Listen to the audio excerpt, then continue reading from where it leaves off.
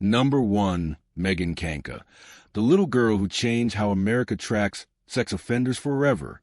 In the summer of 1994, in a quiet, tree-lined neighborhood in Hamilton Township, New Jersey, a 7-year-old girl named Megan Nicole Kanka walked across the street to see a puppy. She never came home. What followed was not only one of the most heartbreaking crimes in American history, but also one of the most consequential, because Megan's mother, Maureen Kanka, refused to let her daughter's death mean nothing. She stood up, she fought, and she changed the law of the land.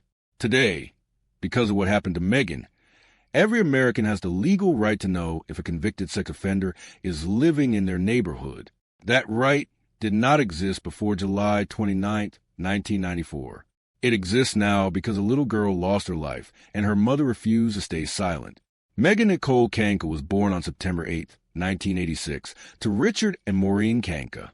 She was a middle child in a close, loving family. Growing up in a neighborhood that felt safe in every way a suburban American street is supposed to feel safe. Hamilton Township in Mercer County, New Jersey, was the kind of place where children played outside until dinner, where neighbors waved from their driveways, where parents felt comfortable letting their kids ride bikes around the block. The Kankas were rooted in their community. Richard worked hard to provide for his family. Maureen was devoted to her children. Megan was a bright, cheerful little girl with a wide smile and an easy laugh, the kind of child who lit up every room she entered. She loved animals deeply, dogs especially, and she was curious and fearless in a way that only young children can be, trusting the fundamental goodness of the world around her because no one had yet given her reason not to. Directly across the street from the Kanka home lived a man named Jesse Timon-Dequas. He was 33 years old in 1994, and to the neighbors around him, he appeared to be a quiet, unremarkable man who kept largely to himself. He shared the house with 2 other men, and the household drew little attention. What the Kankas did not know, what none of the neighbors knew, because there was no law requiring them to be told, was that Jesse Timon-Dequas was a twice-convicted sex offender. He had been convicted in 1979 for the attempted sexual assault of a 5-year-old girl, and again in 1981 for sexual assault of a 7-year-old girl. He had served time in prison and had been released back into the community, and the community had been given absolutely no warning of who he was or what he had done. He had moved across the street from a family with young children, and not a single person on that block had any idea. That silence, that legal institutional silence, would cost Megan Kanka her life. On the evening of July 29, 1994, Megan was playing outside near her home. It was a warm summer evening, the kind of evening that stretches long and golden before darkness falls. At some point during that evening, Jesse Timon-Dequas approached Megan and told her he had a new puppy inside his house and asked if she would like to come see it. Megan, who loved animals and who had no reason to fear the man who lived quietly across the street, said yes. She followed him inside. She was 7 years old. She trusted the world the way 7-year-olds are supposed to trust it. She had no idea what was waiting for her on the other side of that door. Once inside the house, Timon-Dequas lured Megan into his bedroom. What he did to her there was savage, depraved, and utterly evil. He sexually assaulted her. When Megan began to resist and cry out, he strangled her with a belt to silence her. He then used a plastic bag to ensure she was dead. He carried her small body out of his house under the cover of darkness, drove to Mercer County Park not far away, and dumped her in a wooden toy chest that he left discarded in the park like she was nothing, like she had never mattered at all. He then returned home, and when the neighborhood began buzzing with concern about the missing little girl the following morning, he joined the search. He stood among the neighbors, among Megan's grieving family, and he pretended to look for the child he had already murdered. Megan was reported missing that same evening when she failed to come home for dinner. Maureen Kanka searched the street, called for her daughter, and felt the first cold fingers of dread that no parent should ever have to feel. Police were contacted, and a search began almost immediately. The neighborhood mobilized. People walked the streets calling Megan's name. The following day, as the search intensified and investigators began conducting interviews of neighbors, Jesse Timon-Dequas was spoken to by police. He was evasive and inconsistent in his responses. Investigators noticed the discrepancies. When they pressed him further, When the question became more serious and the evidence began to accumulate around him, Timon Deck was broke. He led police to Mercer County Park, to the wooden toy chest, to Megan's body. She had been there less than 24 hours. She was still dressed in clothes she had been wearing when she skipped across the street to see a puppy. She was 7 years old, and she had been raped and strangled by a man who had done nearly the same thing before twice, and who had been allowed to live anonymously among families who had no idea who he was. The arrest of Jesse Timon Deck sent a shockwave through Hamilton Township, and then through the entire country. As the details of his prior convictions became public, as people learned that this twice-convicted child sex offender had been living directly across the street from the Kanka family with no warning to anyone, outrage swept across New Jersey and beyond. How could this happen? How could a man with that record be permitted to live among children without anyone knowing? How was this legal? Why was there no system in place to warn communities? These were the questions that parents, lawmakers, and ordinary citizens began demanding answers to, and at the center of all of it stood Maureen Kanka, a mother shattered by grief but burning with a determination that would ultimately reshape American law. Maureen Kanka did not collapse into private mourning, though she had every right to do so. She channeled her grief into action almost immediately. Within weeks of Megan's murder, she began collecting signatures on a petition demanding that the state of New Jersey pass a law requiring communities to be notified when convicted sex offenders moved into their neighborhoods. She gathered over 400,000 signatures in a matter of months. She spoke to legislators. She appeared before committees. She stood in front of cameras and microphones with her grief laid bare and her purpose absolutely clear. She wanted the law changed so that no other family would be blindsided the way her family had been, so that no other child would be lured into danger by a predator hiding in plain sight. She was extraordinary in her composure and her ferocity. She had lost everything a mother can lose, and she turned that loss into legislation. The New Jersey legislature responded with remarkable speed. On October 31st, 1994, just 3 months after Megan's murder, New Jersey Governor Christine Todd Whitman signed into law a package of legislation that became known as Megan's Law. The law had 2 primary components. First, it required convicted sex offenders to register with local law enforcement upon their release into the community, a sex offender registry. Second, and more significantly, it required that communities be notified of the presence of registered sex offenders in their neighborhoods. The level of notification was tiered based on the assessed risk level of the offender. Low-risk offenders triggered notification to law enforcement agencies. Moderate-risk offenders triggered notification to schools and community organizations. And high-risk offenders triggered broad public notification to the surrounding community. It was a sweeping, historic piece of legislation, and New Jersey became the first state in the nation to implement this kind of comprehensive community notification system. The federal government moved swiftly as well. In 1996, President Bill Clinton signed the federal version of Megan's Law, which amended the Jacob Wetterling Crimes Against Children and Sexually Violent Offender Registration Act to require all 50 states to implement sex offender registration and community notification laws. Every state in the country was now required to maintain a registry of convicted sex offenders and to make that information available to the public. It was a transformation of the legal landscape that is difficult to overstate. Before Megan Kanka was murdered, there was no national framework ensuring that communities knew who was living among them. After her death, and because of her mother's relentless advocacy, that right became codified in federal law. The trial of Jesse Timon Deck proceeded through the New Jersey court system with the full weight of public attention bearing down on it. The evidence against him was overwhelming.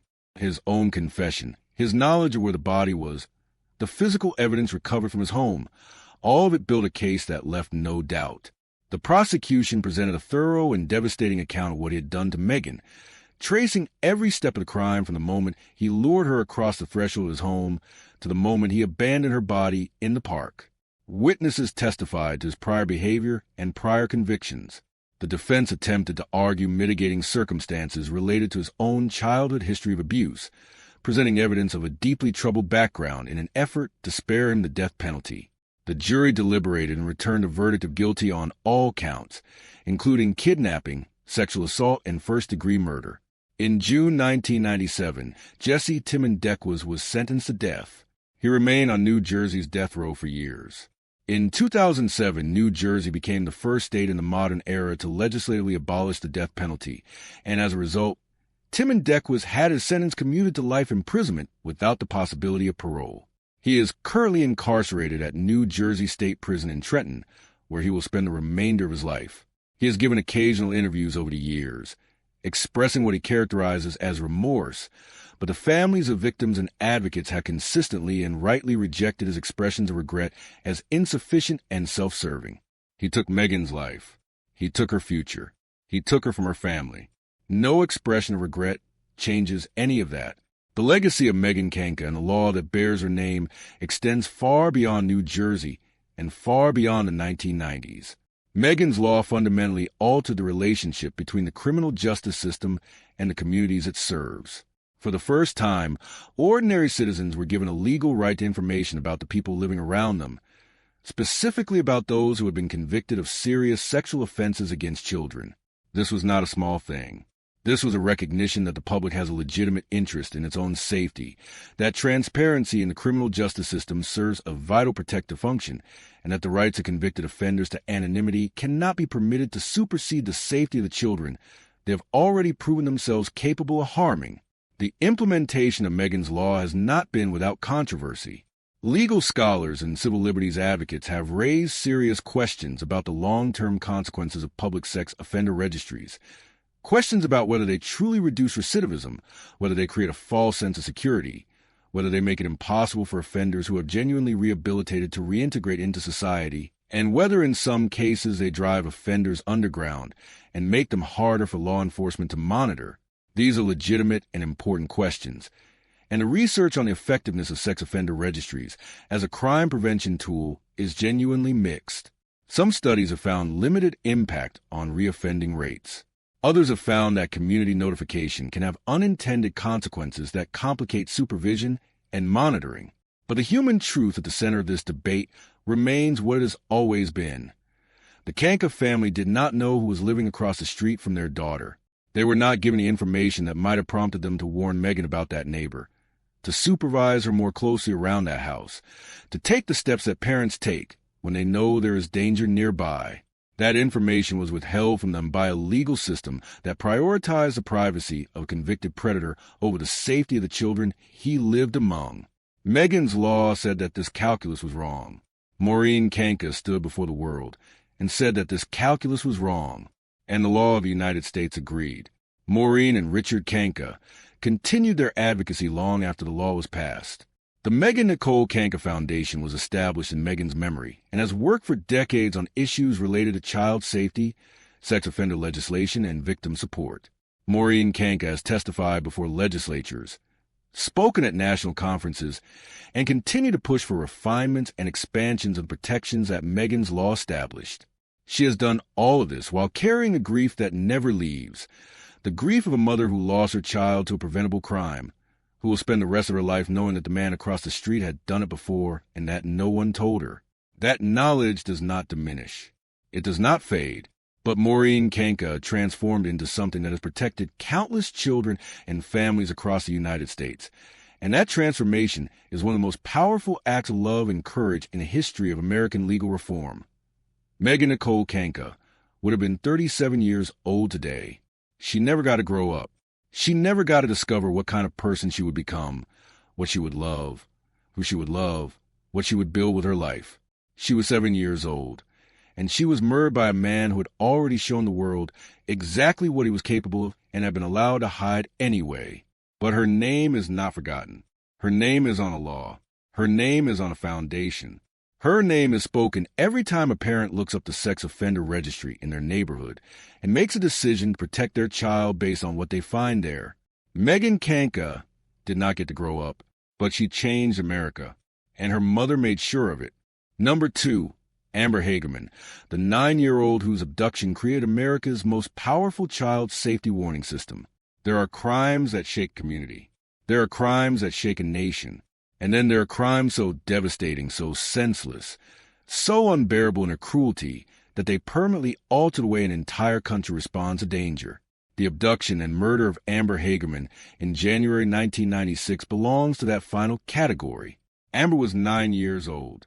She was riding her bicycle in a parking lot near her grandparents' home on a bright winter afternoon in Arlington, Texas, when a stranger grabbed her, threw her into his truck, and drove away. A witness saw it happen. That witness called the police. And despite an immediate and urgent search, Amber was never found alive. Her body was discovered 4 days later in a drainage ditch, and her killer was never identified, never arrested, never brought to justice. The case remains unsolved to this day.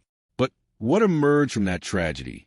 From the fury and heartbreak of a community that demanded better, that demanded faster, that demanded a system capable of responding to child abductions with the same urgency as a weather emergency, was the Amber Alert System, a nationwide broadcast network that has since saved the lives of more than 1,000 children across the United States. Amber Hagerman never came home, but because of her, thousands of other children did. Amber Renee Hagerman was born on November 25, 1986, in Arlington, Texas, to Donna Williams and Richard Hagerman. She was a lively, spirited little girl with a bright smile and a personality that filled whatever room she was in.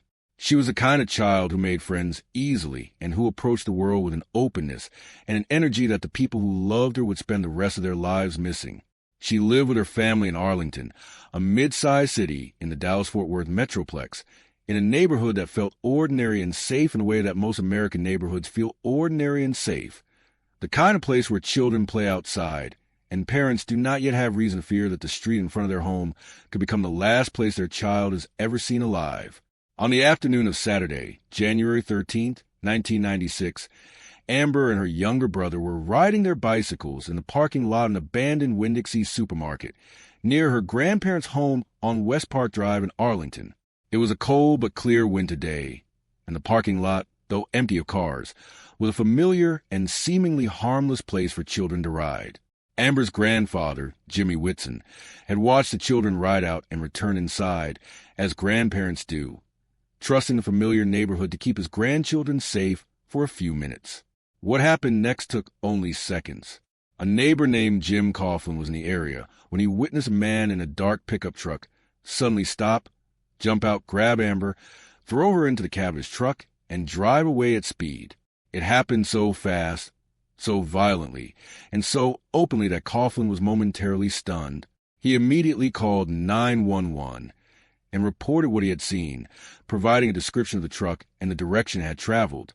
Amber's brother, who had witnessed the abduction, ran to tell their grandfather. Within minutes, police were responding. The Arlington Police Department launched an immediate search. They had a witness account, a general description of the vehicle, a dark-colored pickup truck, and a direction of travel. They had the 911 call. What they did not have was any mechanism to broadcast an urgent, wide-area alert to the general public in real time. In 1996, no such system existed for child abductions. Weather emergencies triggered broadcast alerts. Tornado warnings and severe storm advisories could interrupt radio and television programming to reach millions of people instantly. But a child being driven away in a stranger's truck triggered no equivalent system. Police could issue press releases. They could contact local news stations and hope for timely coverage. They could set up roadblocks and conduct area searches. But there was no way to instantly push a description of the vehicle, the suspect, and the missing child to every driver on every road in the surrounding area within the critical first minutes and hours of an abduction.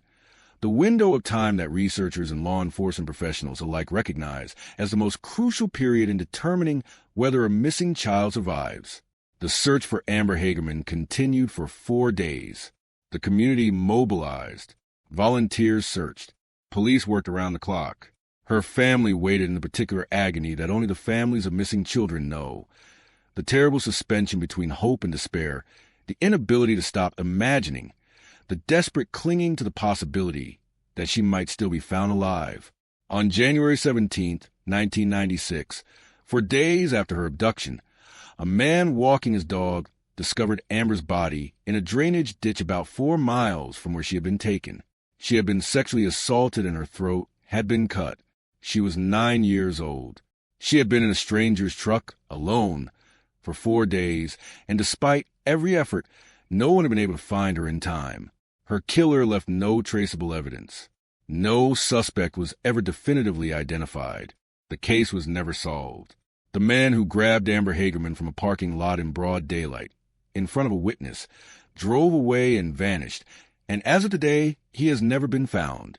The grief that swept through Arlington and the broader Dallas-Fort Worth community in the wake of Amber's murder was immense.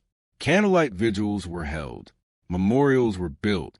Her family, devastated and bereft, faced not only the loss of their daughter, but the added torment of knowing that her killer was still out there, unidentified, unpunished, free. But out of that grief came something that would change the country. In the days and weeks following Amber's murder, a radio broadcaster in the Dallas-Fort Worth area named Diana, Simone contacted local radio stations with an idea. If radio stations could break into regular programming to warn drivers about dangerous weather conditions, why couldn't they do the same thing when a child was abducted? Why couldn't there be an emergency broadcast system specifically designed for child abductions, one that would reach every car radio, every home television, every public space with a speaker, and push out a description of the vehicle, the suspect, and the child in real time? The idea was simple. The idea was obvious in retrospect, and the idea had simply never been implemented because no one had yet demanded it loudly enough. The response from local broadcasters was immediate and supportive. The Dallas-Fort Worth Association of Radio Managers worked with the Arlington Police Department and the Texas Department of Public Safety to develop a regional alert system that would do exactly what Simone had proposed. They named it the Amber Alert, both as an acronym standing for America's Missing Broadcast Emergency Response, and as a direct tribute to Amber Hagerman, the little girl whose murder had made the need for such a system impossible to ignore. The system was straightforward in its design. When law enforcement confirmed that a child abduction had occurred and that the child was in imminent danger, a broadcast alert would be issued across radio and television stations in the affected area, providing whatever information was available about the suspect, the vehicle, and the missing child, and asking the public to call law enforcement immediately if they had any relevant information. The Dallas-Fort Worth Amber Alert System launched in 1997 and produced results almost immediately. Within the first years of operation, the system was credited with contributing to recovery of multiple abducted children in the region. Other communities and states took notice. Texas formalized a statewide Amber Alert System. Other states followed. By the early 2000s, Amber Alert systems were operating in dozens of states, each with slightly different protocols and trigger criteria, but all built on the same fundamental concept. When a child is taken, the public becomes the largest and most distributed search team in existence, and getting information to that search team as fast as possible saves lives. The federal government recognized the power and the potential of what these state systems were accomplishing and moved to create a national framework. In April 2003, President George W. Bush signed the PROTECT Act, the Prosecutorial Remedies and Other Tools to End the Exploitation of Children Today Act, into law. Embedded within that legislation was a National Amber Alert Program, which established a coordinating infrastructure for Amber Alerts across all 50 states, standardized the criteria for issuing alerts, and, crucially, created mechanisms for pushing Amber Alerts through federal communication channels, including the Emergency Alert System, which could already reach virtually every television and radio broadcast in the country. The PROTECT Act also funded the development of state Amber Alert programs and established a national coordinator position within the Department of Justice to oversee the program's growth and effectiveness. The evolution of the Amber Alert system did not stop with broadcast radio and television. As technology transformed the way Americans receive information, the Amber Alert system transformed with it. Highway message boards, the large electronic signs that display traffic and road condition information along interstate highways, were integrated into the system, allowing vehicle and suspect descriptions to be displayed to millions of drivers in real time. In 2013, the system expanded into the mobile phone network. Wireless emergency alerts, a system built into virtually every modern mobile phone sold in the United States, began carrying Amber Alerts directly to the phones of people in the geographic area where an abduction had occurred. These alerts, the ones that cause phones to emit a loud, distinctive alarm sound and display an urgent message on the screen, have become one of the most recognized and viscerally impactful elements of the modern Amber Alert system.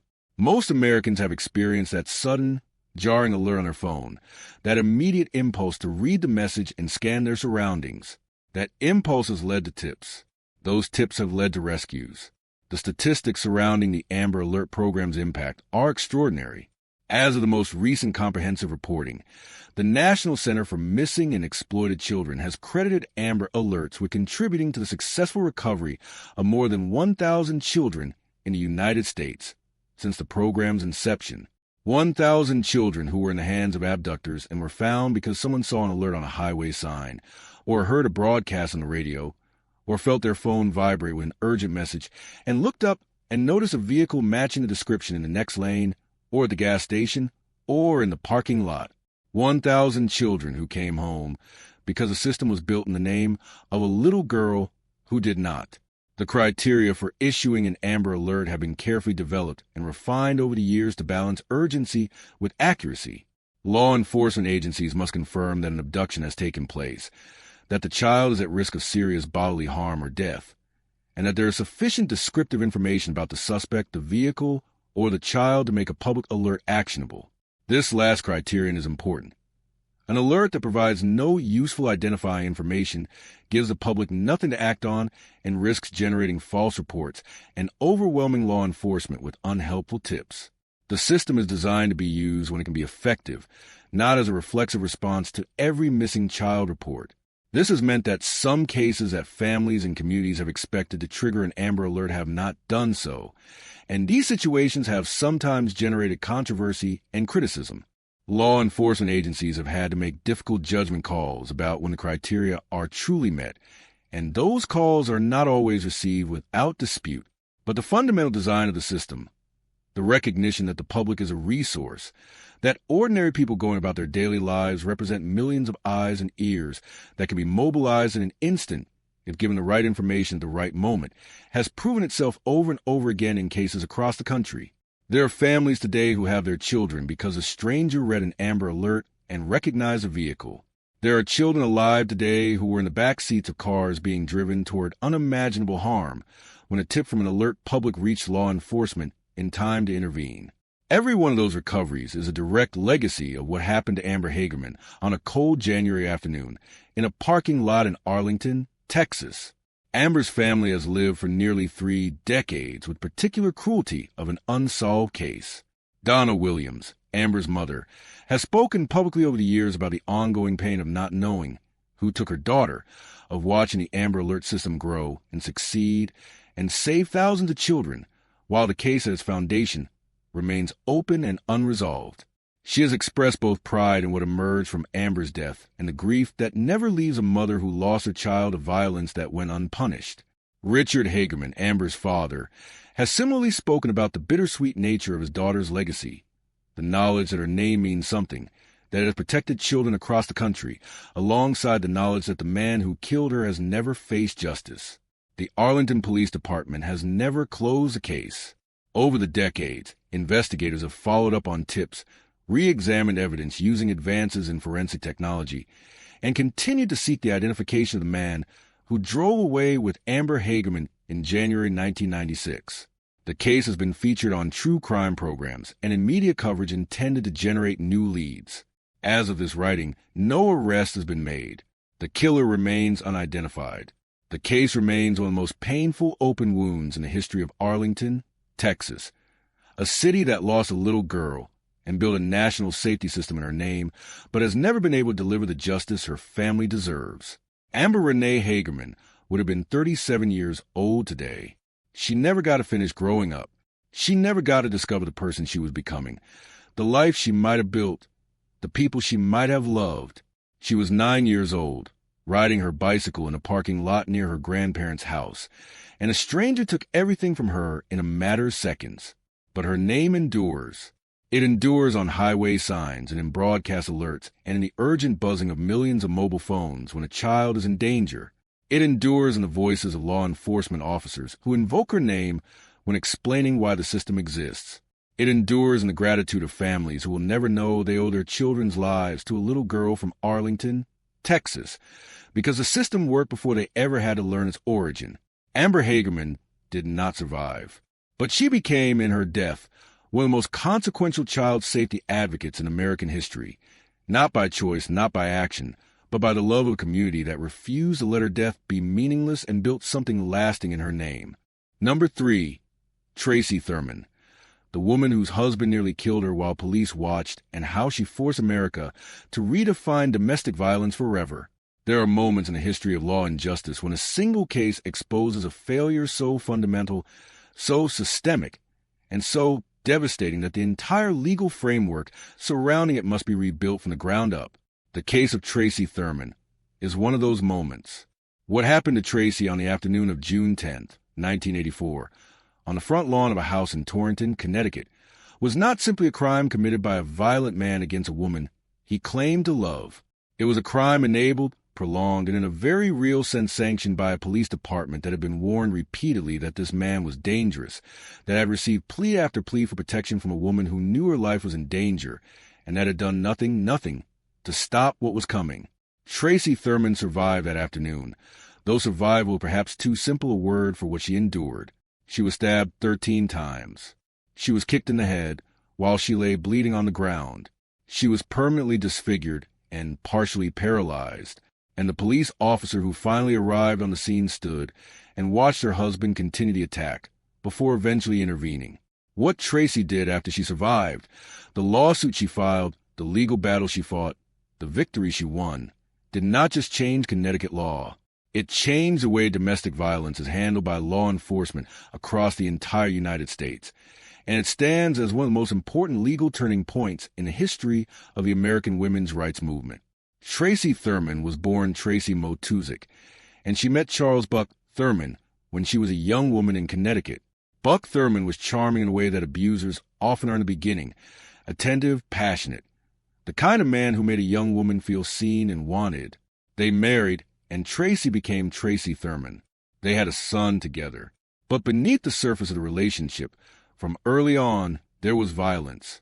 Buck Thurman had a temper that was not simply hot, but explosive, dangerous, and escalating. He was controlling, possessive, and prone to physical aggression that grew worse over time in the pattern that researchers and advocates who study domestic violence recognize immediately. The cycle of tension, explosion, remorse, and renewed tension that tightens with each iteration until violence reaches a point of genuine lethality. By the time Tracy recognized that her marriage had become a danger to her life, she had already lived inside that cycle long enough that extracting herself felt not just difficult, but terrifying. Tracy separated from Buck and moved with their young son, Charles Jr., into a friend's home in Torrington, Connecticut. She filed for divorce. She tried to build distance between herself and the man she now understood to be capable of killing her. But Buck Thurman did not accept the separation. He began a campaign of harassment and threats that was systematic and relentless. He threatened to kill Tracy. He showed up at the home where she was staying uninvited, and uninvited times. He made it clear to everyone around him, and to Tracy herself, that he considered her still his property, and that he would not allow her to leave him without consequence. Tracy did what the system told battered women to do. She called the police. She called them not once, but repeatedly, over a period of months. She went to the Torrington Police Department in person and begged for help. She filed complaints. She documented threats. She described in specific detail the danger she believed she was in and the specific things Buck Thurman had said he would do to her.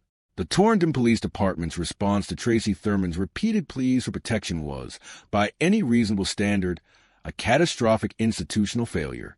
Officers responded to some of her calls, but consistently treated the situation as a private domestic matter rather than a serious criminal threat. The prevailing attitude within American law enforcement at that time, and it was not unique to Torrington, it was pervasive across the country, was that disputes between husbands and wives, even violent ones, were fundamentally private affairs into which the police should intervene as minimally as possible. Domestic violence was categorized differently from other violent crime. Officers who responded to domestic calls were often more focused on calming the situation and leaving than on arresting the perpetrator or protecting the victim. The idea that a man beating his wife was committing the same category of crime as a stranger beating a person on the street. that it deserved the same legal response, the same urgency, the same presumption that an arrest should follow, was not yet embedded in American law enforcement culture. Women like Tracy Thurman were told to work things out. They were told that without a restraining order, the police could not do much. They were told, in ways both explicit and implicit, that what was happening to them inside their marriages was not quite the business of the law. Tracy eventually obtained a restraining order against Buck Thurman. A restraining order, in theory, is a legal document that prohibits a specific person from making contact with or approaching a protected individual. In practice, a restraining order is only as effective as the enforcement mechanism behind it. It is a piece of paper. And when Buck Thurman violated that restraining order, when he continued to appear and threaten and terrorize, the Torrington Police Department continued to respond with the same minimal, dismissive engagement. They took reports. They sometimes spoke to Buck. They did not arrest him for violating the order with the consistency and seriousness that the law permitted and that the danger of the situation demanded. Tracy was trapped. She had done everything the system asked her, filed every form, made every call, obtained every legal protection available to her, and the system was failing her at every turn. On the afternoon of June 10, 1984, Buck Thurman came to the home where Tracy was staying on Pembroke Avenue in Torrington. Tracy called the police before he arrived, having been warned he was coming. One police officer was eventually dispatched. What happened next unfolded over a period of time that has been described in court documents and subsequent reporting in terms that are almost impossible to read without a visceral sense of horror. Buck Thurman attacked Tracy on the front lawn of the house. He had a knife. He stabbed her repeatedly, 13 times in the chest, neck, and throat. He did not stop. Tracy fell to ground, bleeding catastrophically from multiple wounds. The single police officer who had been dispatched arrived at the scene during the attack. Buck Thurman was still holding the knife, and the officer did not immediately restrain him or place him under arrest. Instead, in the confusion and chaos of the scene, precious time passed during which Buck Thurman continued his assault. He dropped the knife and then kicked Tracy in the head as she lay on the ground. He attempted to take their son from the arms of a neighbor who had come outside. He continued to menace and terrorize as Tracy bled on the lawn. Other officers eventually arrived, and Buck Thurman was finally taken into custody. By then, Tracy Thurman had sustained injuries that would permanently alter the rest of her life. She was rushed to the hospital in critical condition. The medical team that received her worked to save her life, and they succeeded. But the damage Buck Thurman had done was severe and permanent. Tracy had suffered damage to her cervical spine. She was left with permanent partial paralysis. She had scars across her neck and upper body from the stab wounds. She would require ongoing medical care for the rest of her life.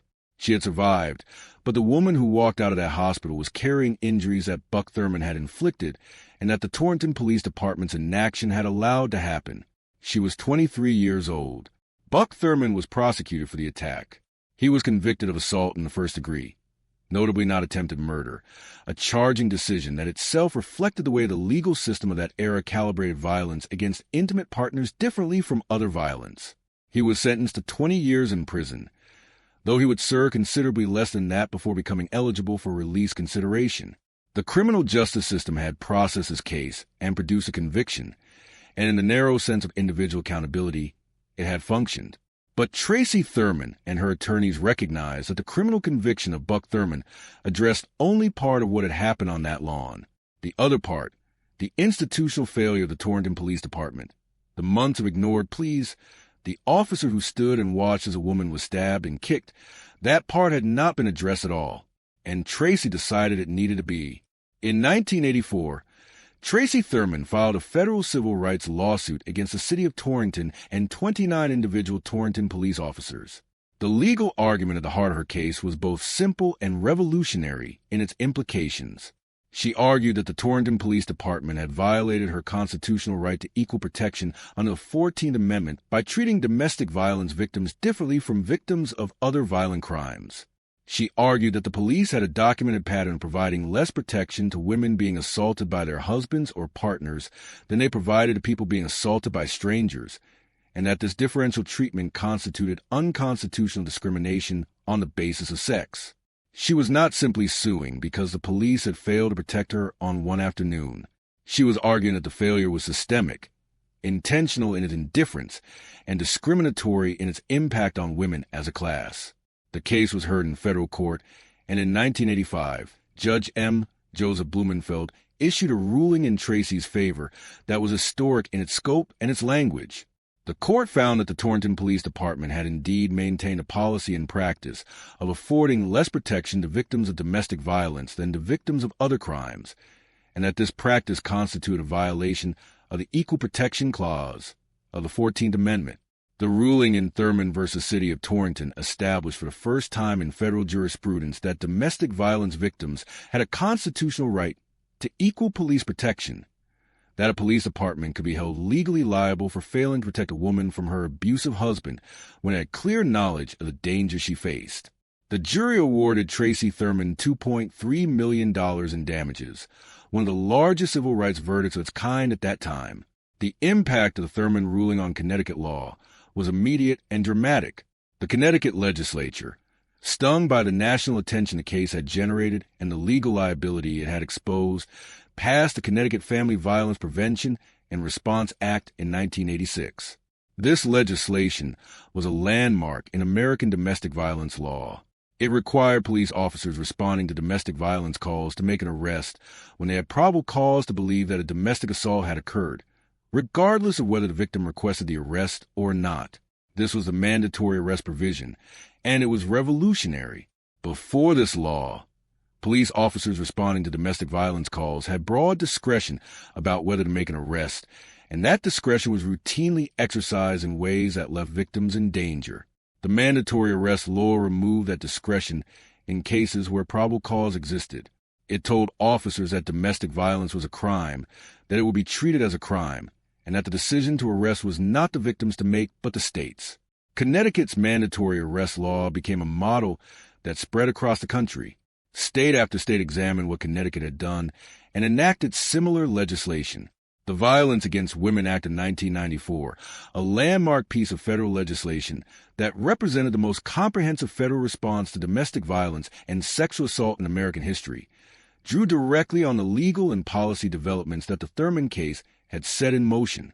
VAWA provided federal funding for domestic violence shelters, prosecution and prevention programs, created new federal criminal penalties for interstate domestic violence, and established the National Domestic Violence Hotline. It was signed into law by President Bill Clinton in 1994, a decade after Tracy Thurman was stabbed on her front lawn in Torrington, and it represented the full flowering of the legal revolution that her case had helped to ignite. The broader transformation of how law enforcement approaches domestic violence in the United States, the shift from treating it as a private family matter to treating it as serious violent crime, deserving of the same investigative rigor, the same prosecutorial resources, and the same protective urgency as any other violent offense, did not happen because of one case alone. It happened because of the work of advocates, researchers, legislators, and survivors across decades. But the Thurman case stands as one of the clearest and most consequential legal turning points in that transformation. It established constitutional principle where there had been only practice. It imposed legal liability where there had been only impunity. It said to police departments across the country, in language that courts and legislatures could act on, that the women you have been ignoring have rights, and those rights are enforceable. Tracy Thurman rebuilt her life after the attack with a courage and a determination that mirrors, in its own way, the courage of every survivor who refuses to be defined entirely by what was done to them. She remarried and has spoken publicly about the ongoing physical and emotional challenges of living with the injuries she sustained. She has been interviewed over the years about the case and its legacy, and she has expressed both the weight of carrying that history and a measured pride in what came from the worst moment of her life. She did not ask to become a symbol. She did not ask to be the woman whose suffering would force a nation to look at itself and change. She asked, repeatedly and desperately, for police to protect her, and they did not. What she did with that failure, the lawsuit, the verdict, the law, is her legacy, built on the wreckage of what Buck Thurman and the Torrington Police Department did to her on a June afternoon in 1984. Buck Thurman served his sentence and was released from prison. He has not been a public figure in the decades since. The The 29 police officers named in Tracy's lawsuit returned to their lives, some retiring from the force in the years that followed. The city of Torrington paid the verdict and moved forward, but the law changed. The culture of law enforcement around domestic violence changed, slowly, unevenly, incompletely in many places, but changed nonetheless.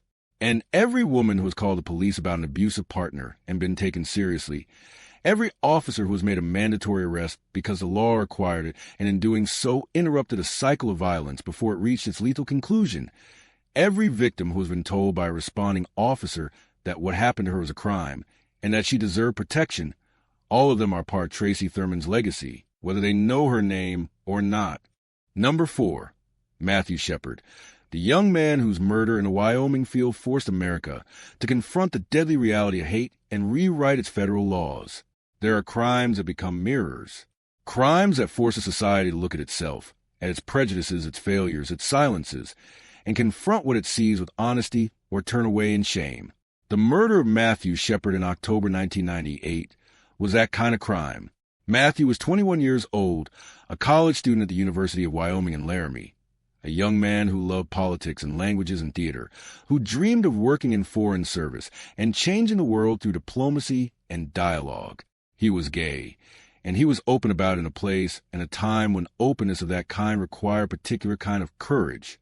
On the night of October 6, 1998, he accepted a ride from 2 men he believed he could trust, and they drove him to a remote field outside Laramie, tied him to a fence post, beat him with the butt of a pistol until his skull was fractured in multiple places, and left him there in the cold Wyoming night to die. He was found 18 hours later by a bicyclist who initially mistook his battered, bloody body for a scarecrow. Matthew Shepard died 5 days later without regaining consciousness. He was 21 years old. And what his death set in motion?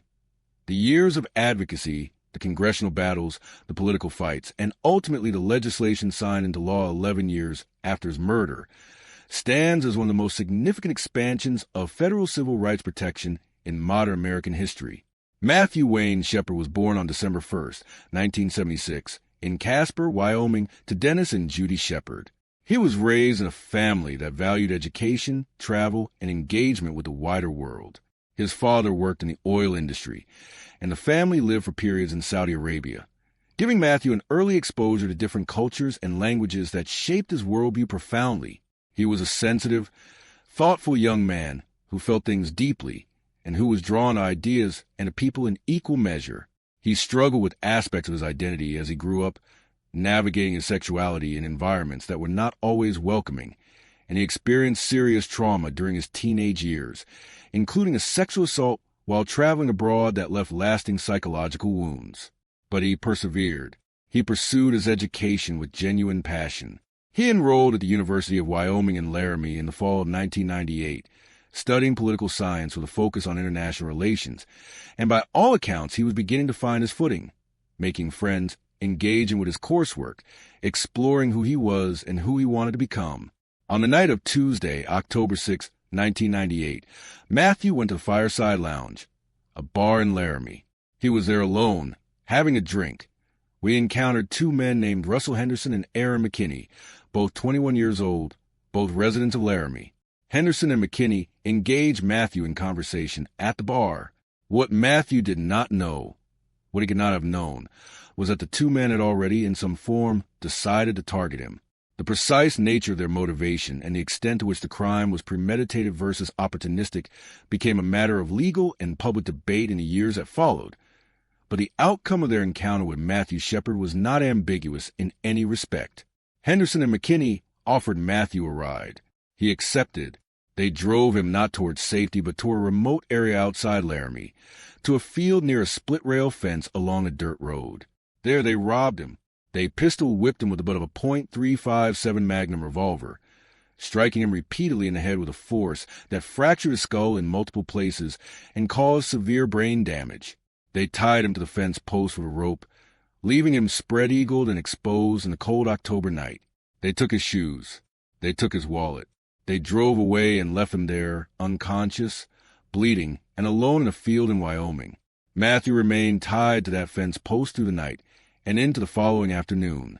The temperature dropped sharply overnight. He was wearing light clothing. He had no shoes. He was unconscious, and therefore unable to call for help or free himself. 18 hours after Henderson and McKinney left him there, a bicyclist named Aaron Kreifels was riding an area when he noticed what he initially thought was a scarecrow tied to the fence. As he got closer, he realized with horror that it was a human being. He called 911 immediately. When emergency responders arrived, they found Matthew Shepard still alive but in catastrophic condition.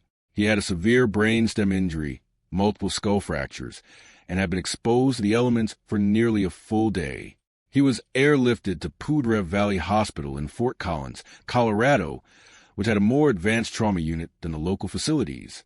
The medical team that received him understood immediately that the injuries he had sustained were devastating.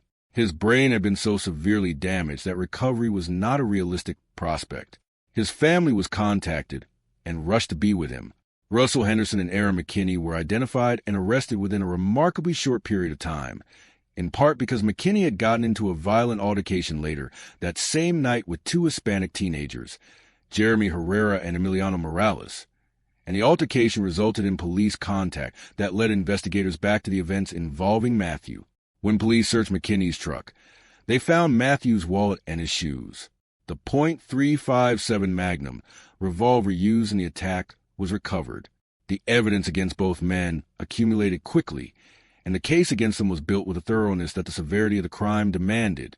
Matthew Shepard died on Monday, October 12, 1998, at 12:53 in the morning, 5 days after he had been found tied to the fence post in that Wyoming field. He never regained consciousness.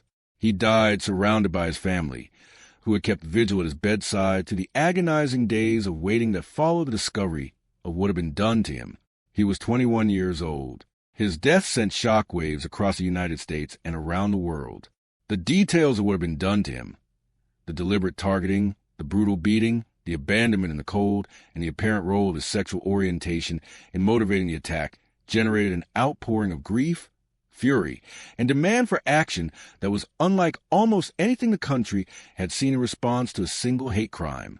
The funerals and memorial services for Matthew Shepard were marked by a level of public attention and emotional intensity that reflected how deeply his story had penetrated the national consciousness.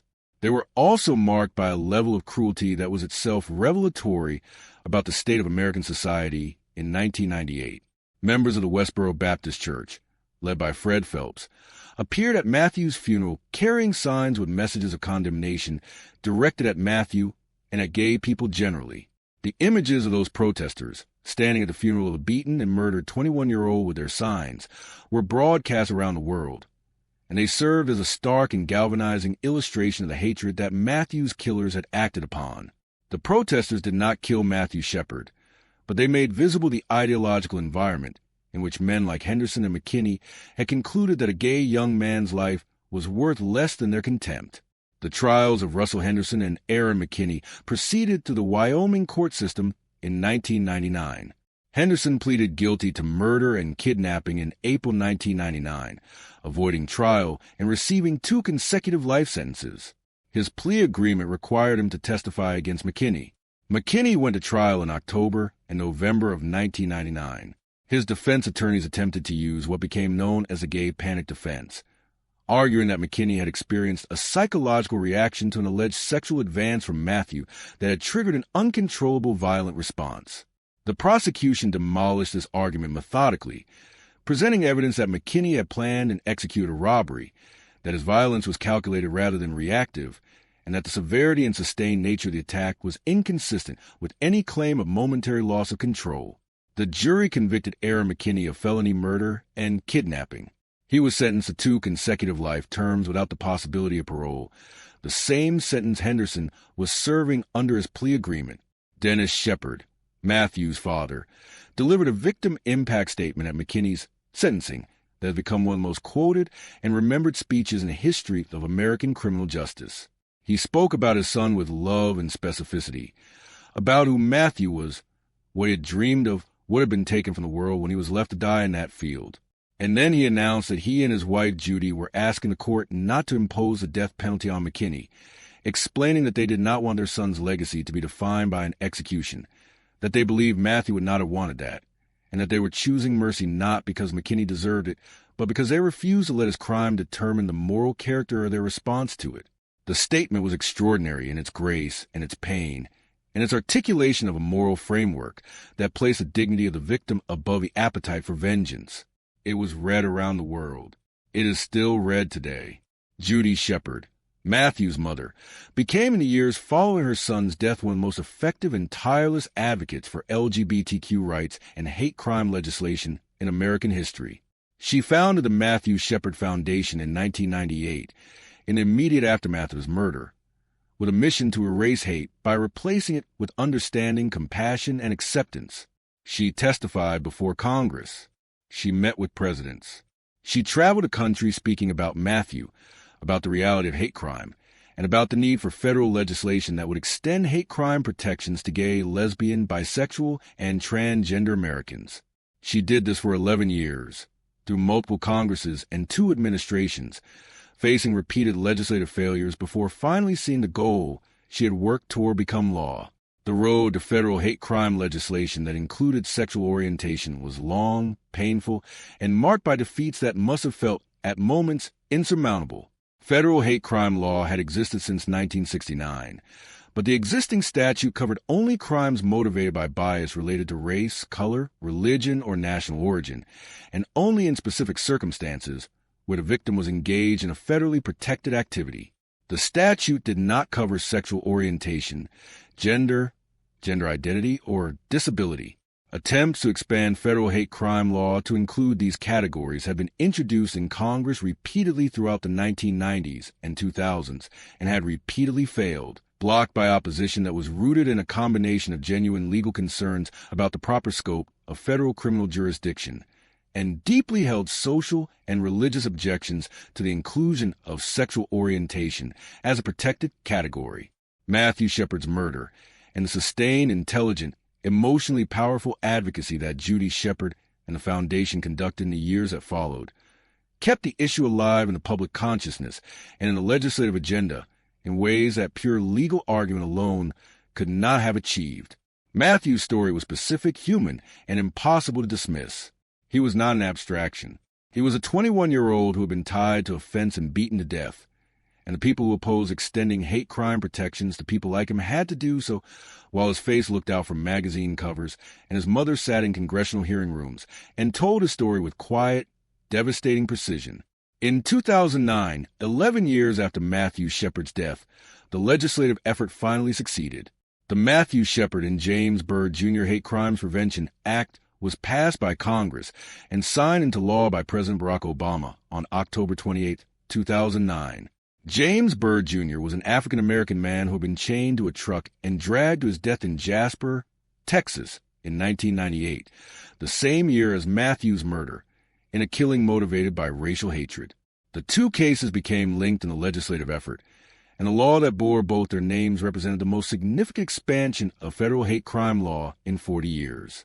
The act expanded the definition of federal hate crimes to include crimes motivated by the victim's actual or perceived sexual orientation, gender identity, or disability. It removed the requirement that the victim be engaged in a federally protected activity, broadening the circumstances under which federal jurisdiction could be invoked.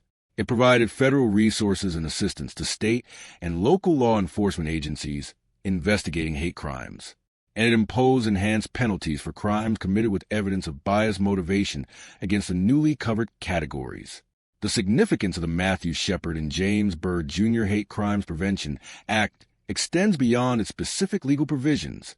It represented a formal declaration by the federal government of the United States that violence motivated by hatred of a person's sexual orientation or gender identity was not a private matter or a local concern, but a federal civil rights issue, that the government of the United States had an interest in combating that violence and a responsibility to bring its full legal resources to bear in doing so.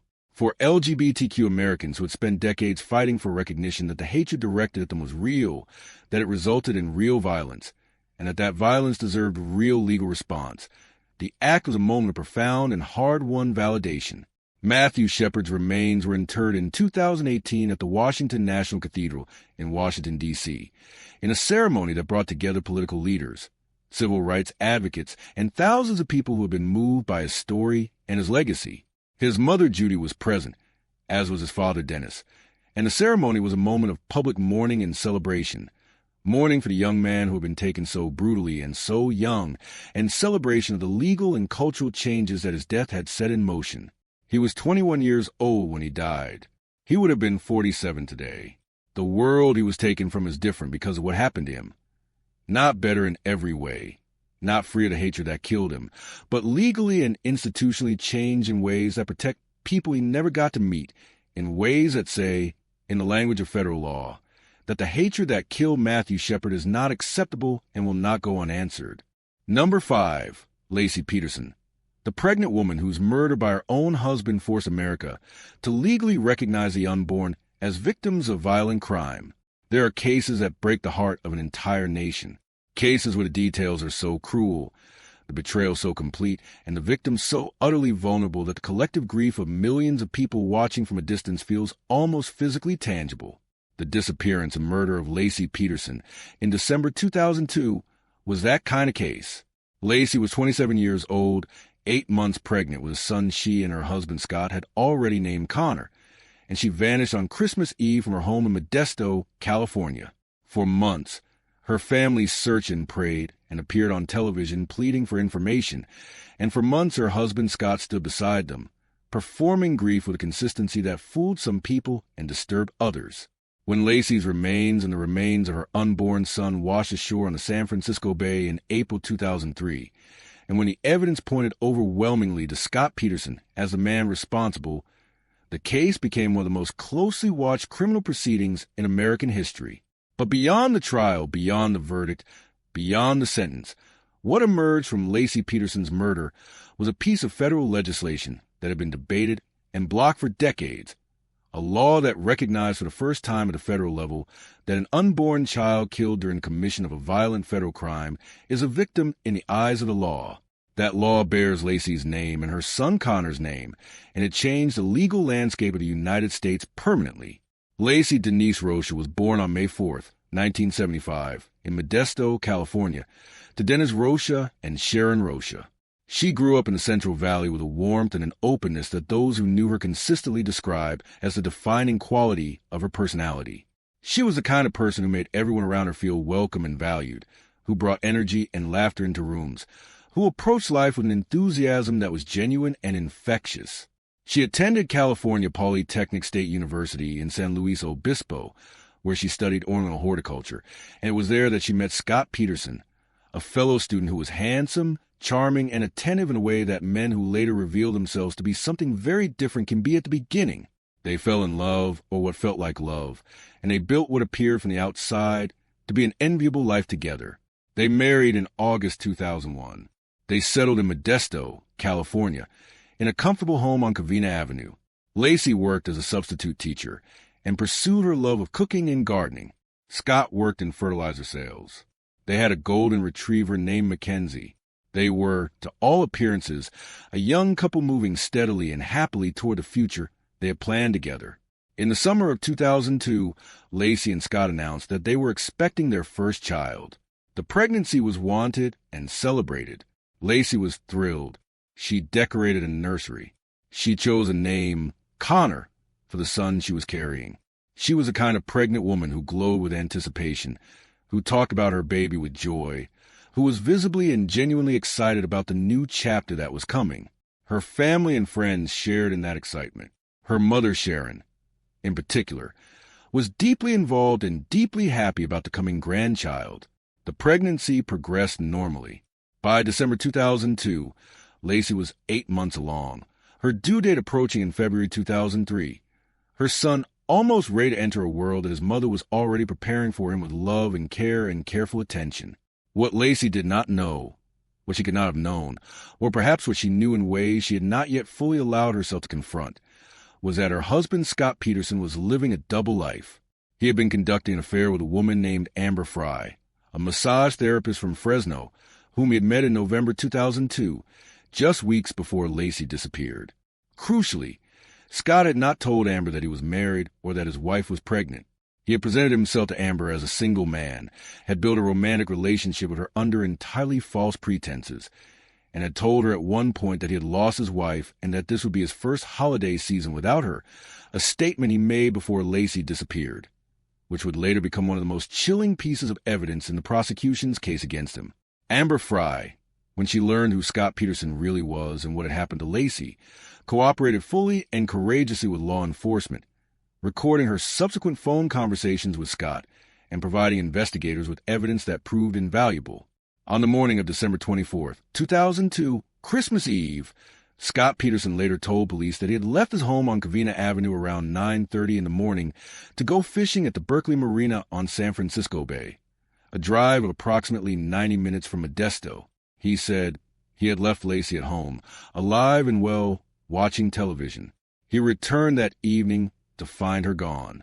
Her family had gathered for Christmas Eve plans, and Lacey had not appeared. Scott called his mother-in-law, Sharon Rocha, to ask if Lacey was with her. She was not. A search of the neighborhood turned up Mackenzie, the golden retriever, wandering loose with his leash still attached, a detail that struck those who knew Lacey as immediately alarming, because Lacey was meticulous about the dog and would not have left him unattended outside. Police were called. A missing persons investigation began that night. The search for Lacey Peterson became national news with extraordinary speed. Her face, beautiful, smiling, heavily pregnant, appeared on missing persons flyers and on television screens across the country. Her family mounted an intensive, organized search effort, establishing a command center and working around the clock to find her. Sharon Rocha appeared on television repeatedly, her grief raw and visible and heartbreaking, pleading for anyone with information to come forward. Scott Peterson also appeared publicly, giving television interviews and participating in the search effort, and his demeanor during those appearances was something that investigators, journalists, and ordinary viewers watched with growing unease. He seemed, to many observers, insufficiently distraught. He gave interviews that felt performative rather than genuine. He made statements that did not quite cohere. But in the early weeks of the investigation, there was no direct evidence pointing to him, and law enforcement could not move publicly against a husband who had not yet been proven to have done anything wrong. The search for Lacey Peterson became national news with extraordinary speed. Her face, beautiful, smiling, heavily pregnant, appeared on missing persons flyers and on television screens across the country. Her family mounted an intensive, organized search effort, establishing a command center and working around the clock to find her. Sharon Rocha appeared on television repeatedly, her grief raw and visible and heartbreaking, pleading for anyone with information to come forward. Scott Peterson also appeared publicly, giving television interviews and participating in the search effort, and his demeanor during those appearances was something that investigators, journalists, and ordinary viewers watched with growing unease. He seemed, to many observers, insufficiently distraught. He gave interviews that felt performative rather than genuine. He made statements that did not quite cohere. But in the early weeks of the investigation, there was no direct evidence pointing to him, and law enforcement could not move publicly against a husband who had not yet been proven to have done anything wrong. Behind the scenes, however, investigators from Modesto Police Department were focusing on Scott Peterson with increasing urgency. The details of his fishing trip did not sit comfortably. He claimed to have driven 90 minutes to fish alone in the San Francisco Bay on Christmas Eve, which struck investigators as an unusual choice, and there was no witness who had seen him at the marina. When they executed a search warrant on his home and his truck, they found things that deepened their suspicion. They found receipts. They found evidence of an affair. They found, crucially, that Scott had purchased a boat in November 2002, just weeks before Lacey disappeared, a small flat-bottomed vessel that he had not told anyone about, and that he had launched from the Berkeley Marina, the same location he claimed to have gone fishing. The boat became a central focus of the investigation. Amber Fry came forward to police in January 2003, telling investigators about her relationship with Scott and revealing the extraordinary detail that he had told her before Lacey disappeared, that he had lost his wife. Police asked Amber to continue contact with Scott and to record their phone conversations. She agreed, and over the weeks and months that followed, she recorded dozens of hours of conversations with Scott Peterson in which he continued to pursue the romantic relationship while his pregnant wife was missing and while he was publicly performing the role of a grieving, searching husband. The recordings were devastating in what they revealed about his character, his callousness, and the fundamental dishonesty that had defined his relationship with Lacey. On April 13th, 2003, the body of a male fetus washed ashore on Point Isabel Regional Shoreline on the eastern shore of San Francisco Bay. The following day, April 14th, the badly decomposed body of a woman washed ashore approximately 1 mile away at the Richmond shoreline. The woman's body was headless and her hands and feet were missing, evidence of decomposition and of time spent in the water. DNA testing confirmed what investigators and Lacey's family had feared. The woman was Lacey Peterson. The infant, whose umbilical cord was still partially intact, was her son Connor. They had been in the water for months. They had surfaced in San Francisco Bay, within miles of the marina where Scott Peterson claimed to have gone fishing on Christmas Eve. Scott Peterson was arrested on April 18, 2003, in La Jolla, California, where he had driven after learning that Lacey's body had been found. He had dyed his hair blonde, grown a goatee, was carrying multiple cell phones and nearly $15,000 in cash, and had his brother's identification. He was charged with 2 counts of murder, first-degree murder for the killing of Lacey and second-degree murder for the killing of Connor.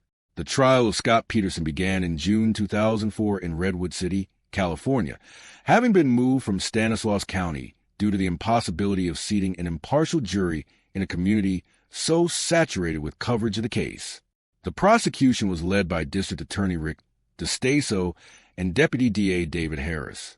The defense was led by Mark Garagos, a prominent and experienced criminal defense attorney who maintained throughout the trial that Scott was innocent and that the evidence against him was circumstantial and insufficient. The trial attracted enormous media attention and was followed closely by millions of Americans who had been captivated by the case since Lacey's disappearance. The courtroom became a stage on which 2 versions of Scott Peterson, the grieving husband and the calculating killer, competed for the jury's belief. The prosecution's case was built on a foundation of circumstantial evidence, but it was powerful and comprehensive. They presented the boat purchase and the fishing trip as evidence of premeditation. Scott had bought a boat he told no one about and had used it to dispose of Lacey's body in the bay. They presented the recordings of Scott's conversations with Amber Fry, letting the jury hear his voice, his tone, his complete emotional detachment from the disappearance of his pregnant wife as he continued to romance another woman. They presented evidence of internet searches Scott had conducted about tides and currents in San Francisco Bay. They presented the testimony of Amber Fry herself, who appeared in court and described her relationship with Scott and the moment she learned who he really was. They presented forensic evidence from the boat, from the home, and from recovery sites. They presented expert testimony on the currents of the bay and how the remains had likely entered the water and traveled to where they were found. The defense challenged the prosecution's interpretation of the evidence at every turn, arguing that the case was built on speculation and bias, that the investigation had been incompetent, that the real killer was never found because police had fixated prematurely on Scott, and that the circumstantial nature of the evidence was insufficient to establish guilt beyond a reasonable doubt. Garagos worked hard to create doubt, to humanize his client, and offer alternative explanations for the damning details the prosecution presented. But the weight of the evidence, the recordings, and the fundamental implausibility of Scott's account proved too much. On November 12, 2004, the jury returned a verdict of guilty on both counts, first-degree murder for Lacey and second-degree murder for Connor. On December 13, 2004, Scott Peterson was sentenced to death. He remained on California's death row for years, continuing to appeal his conviction, while legal challenges to California's death penalty worked their way through the courts. In 2021, the California Supreme Court overturned his death sentence, not on the grounds that he was innocent, but on the grounds that jurors had been improperly dismissed during the selection process. His sentence was commuted to life imprisonment without the possibility of parole, and he was transferred to a state prison where he remains today, still maintaining his innocence through attorneys who continue to pursue further appeals. But the legal story of Lacey Peterson's murder did not end with Scott Peterson's conviction. While the trial was still making its way through the California courts, The United States Congress was taking up a piece of legislation that Lacey's murder had brought to the center of national attention. The question of whether an unborn child could be recognized as a legal victim of violent crime had been debated in American law for decades, producing a patchwork of state laws with wildly inconsistent approaches. Some states recognized the killing of an unborn child as a separate criminal offense. Others did not. At the federal level, there was no such recognition. A person who killed a pregnant woman and her unborn child in the course of federal crime could only be charged with one murder. The mother's, the child she was carrying, had no legal status as a victim. This legal gap had been the subject of proposed legislation for years, but the proposals had repeatedly stalled in Congress, caught in the crossfire of the abortion debate. Opponents of the legislation, including pro-choice advocates and organizations, worried that recognizing fetal personhood in criminal law would create a legal framework that could be used to erode abortion rights by establishing a precedent that an unborn child has legal rights independent of its mother at any stage of development. Supporters of the legislation argued that the two issues were entirely separable, that recognizing an unborn child as a victim of violence against his mother was a matter of justice for pregnant women and their families and had nothing to do with abortion rights. The debate was genuine, the stakes were real on both sides, and for years the legislation went nowhere. Laci Peterson's murder changed the political and emotional dynamics of that debate in ways that were difficult for opponents of the legislation to navigate. Here was a specific, named, beloved woman, Laci, whose unborn son Connor had been killed alongside her, whose family had named him and loved him and mourned him as a person, and whose killer had been charged with only one murder under federal law, because the law did not recognize Connor as a victim. The human reality of that legal gap, the face it put on an abstract legal debate, generated political momentum that had previously been impossible to sustain. On April 1, 2004, President George W. Bush signed the Unborn Victims of Violence Act into law. It is formally known in federal statutes as the Unborn Victims of Violence Act of 2004, but it carries the popular name that reflects its human origin, Laci and Connor's Law. The law established that under federal law, anyone who causes a death or injury to an unborn child during commission of a federal violent crime can be charged with a separate offense, the killing or injuring of the unborn child, in addition to the offense committed against the mother. The law explicitly states that it does not apply to consensual abortion, to medical treatment of the pregnant woman, or to acts of the pregnant woman herself, directly addressing concerns raised by pro-choice opponents. It applies specifically to violent crimes committed against pregnant women by third parties. It does not require that the perpetrator knew the woman was pregnant. It recognizes the unborn child as a victim from the moment of fertilization. The passage of Laci and Connor's Law did not resolve the broader debate about fetal personhood and abortion rights.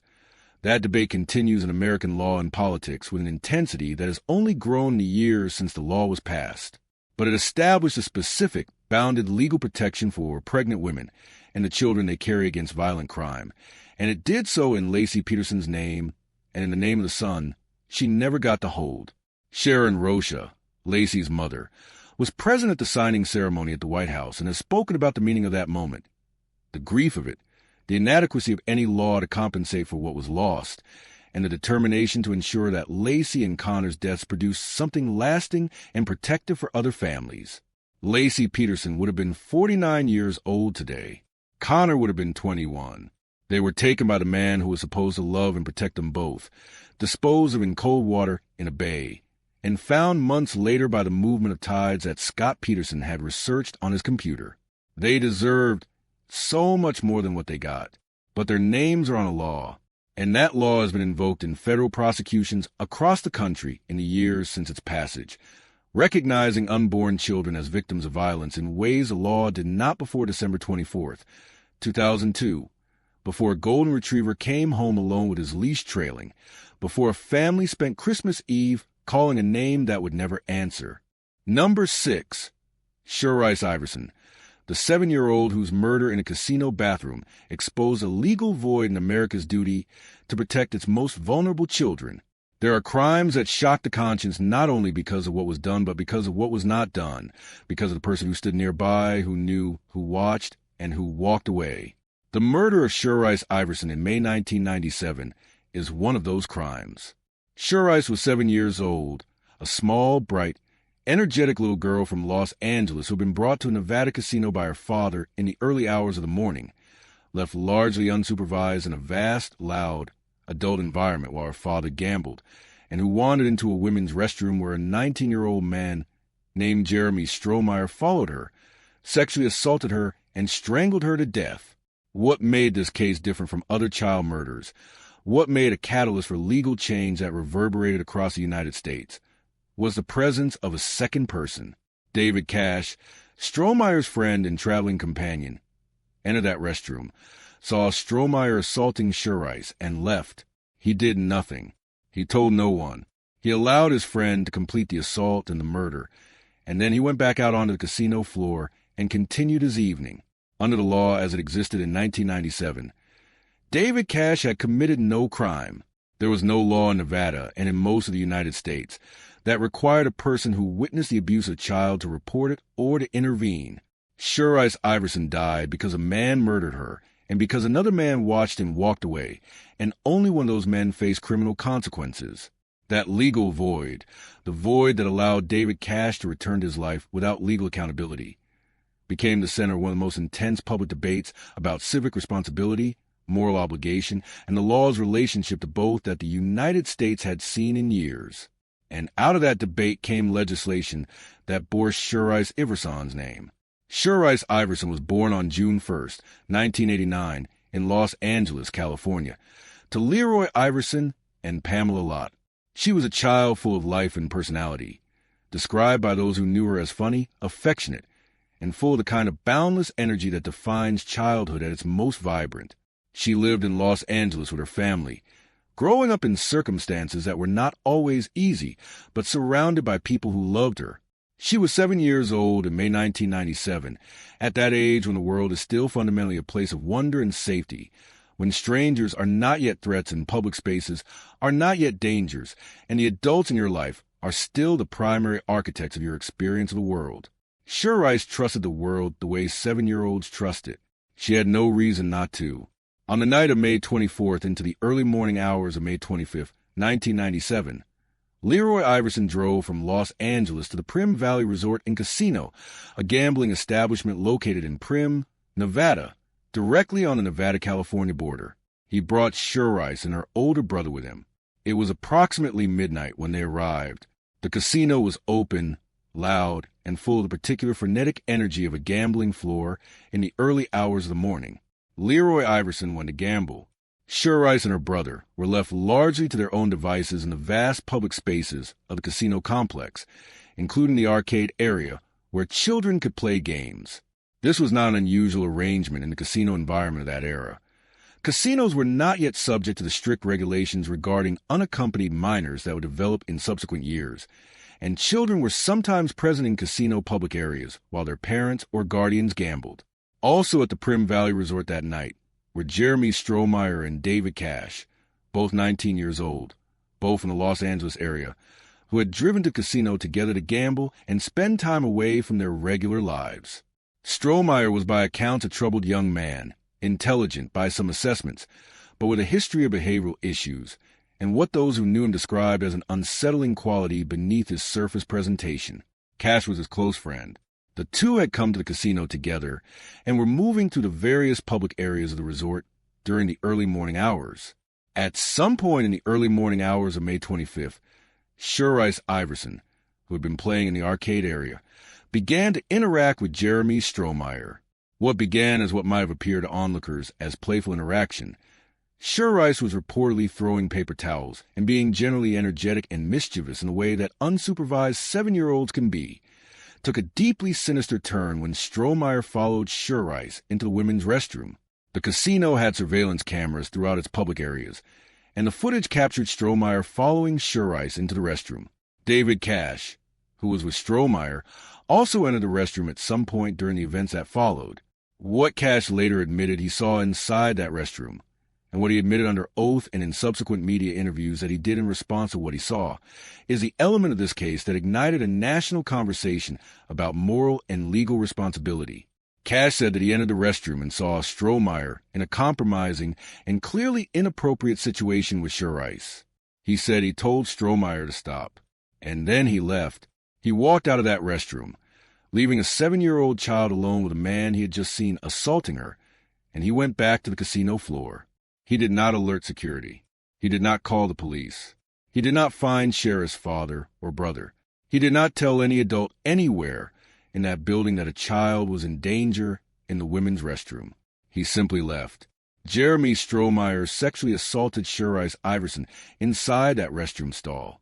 When Schurice struggled and cried out, when the danger discovery became real, he strangled her with his hands until she was dead. He left her body in the stall and walked out of the restroom. He found David Cash. The two of them spent additional time at the casino before eventually leaving and driving back toward California. Strohmeyer, during the drive, told Cash what he'd done. Cash's response, as he later described it, was essentially one of disbelief and discomfort, but not the kind that prompted him to go to law enforcement. Even then, even knowing that a child was dead in a casino restroom and that his friend had killed her, Schurice Iverson's body was discovered by casino staff later that morning. The investigation moved quickly because the casino surveillance system had captured significant footage relevant to the crime. Investigators could see Strohmeyer following Schurice into the restroom. They could see Cash entering and exiting. The footage gave them identities to work with, and within a relatively short period of time, Jeremy Strohmeyer and David Cash were identified and located. Strohmeyer was arrested in Long Beach, California. When confronted with the evidence, the surveillance footage, the physical evidence from the crime scene, and ultimately his own statements, Strohmeyer did not maintain a prolonged denial. He eventually confessed to the assault and murder of Schurice Iverson. The legal proceedings against Jeremy Strohmeyer moved through the Nevada court system toward what would ultimately be a guilty plea. In October 1998, Strohmeyer pleaded guilty to first-degree murder, kidnapping, and sexual assault. He was sentenced to life in prison without the possibility of parole. He is currently incarcerated in Nevada State Prison, where he will remain for the rest of his life. The guilty plea spared Sheriff's family the ordeal of a full trial, but also meant that the full details of what happened in that restroom were never subjected to complete public examination of a jury proceeding. But it was the case of David Cash that generated the most intense and sustained public reaction, because David Cash was arrested and released without charges. Law enforcement reviewed the evidence, reviewed Cash's own admissions about what he had seen and done, and concluded that under Nevada law as it existed in 1997, Cash had committed no criminal offense.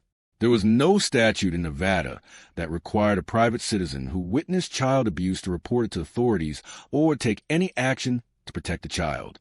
The duty to report laws that did exist in Nevada, as in most states, applied to specific categories of professionals: teachers, doctors, nurses, social workers, law enforcement officers, who were designated mandatory reporters of suspected child abuse. They did not apply to ordinary members of the public who happened to witness abuse occurring. David Cash was an ordinary member of the public. He had seen something terrible. He had chosen to walk away, and the law as written had nothing to say about that choice. Cash was released, and what followed was a period of public reaction that was extraordinary in its intensity and its moral clarity.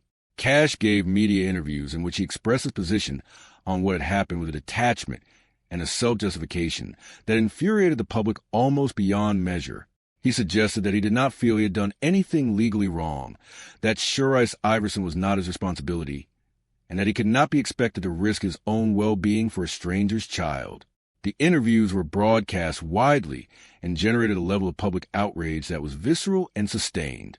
People who had followed the case and who were already horrified by Strohmeyer's crime found in Cash's words and his demeanor a face for a different kind of moral failure.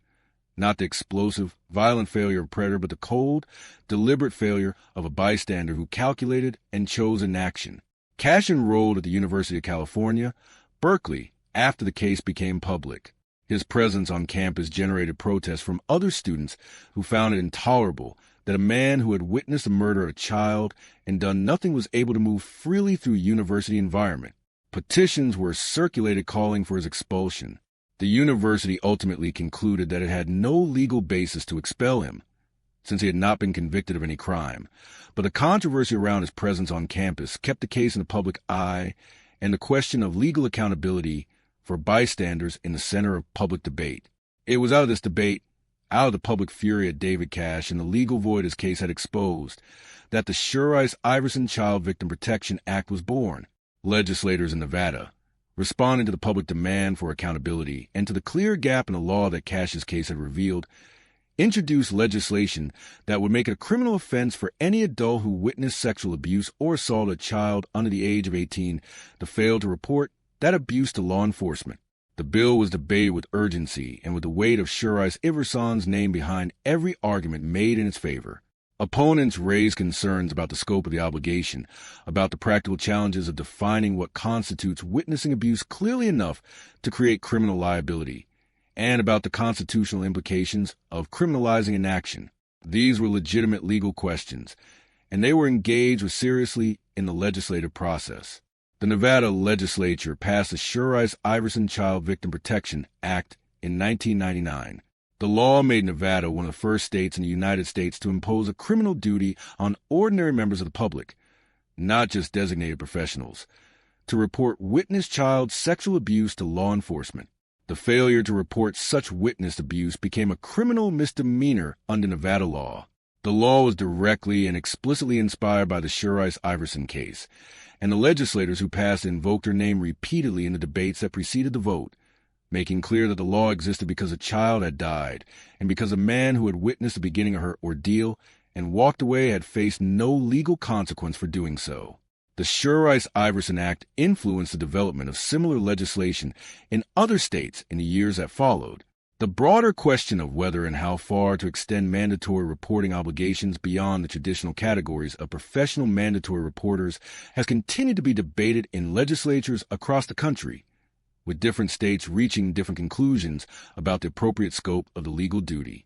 Some states have extended mandatory reporting requirements broadly, covering all adults who have reason to believe a child has been or is being abused. Others have maintained the more limited professional category approach. The debate involves genuine tensions between the state's interest in child protection, the practical challenges of enforcement, and the traditional legal reluctance to impose criminal liability for inaction rather than action. But the Sure Ice Iverson case gave that debate a human center that it had not previously had in the same way. It gave the abstract legal question of bystander responsibility a specific, named child whose death had been made possible in part by the choice of a person who saw and walked away. And it gave a legislative push for expanded mandatory reporting a momentum and a moral urgency that produced, in Nevada at least, a concrete legal change in Sheriff's name.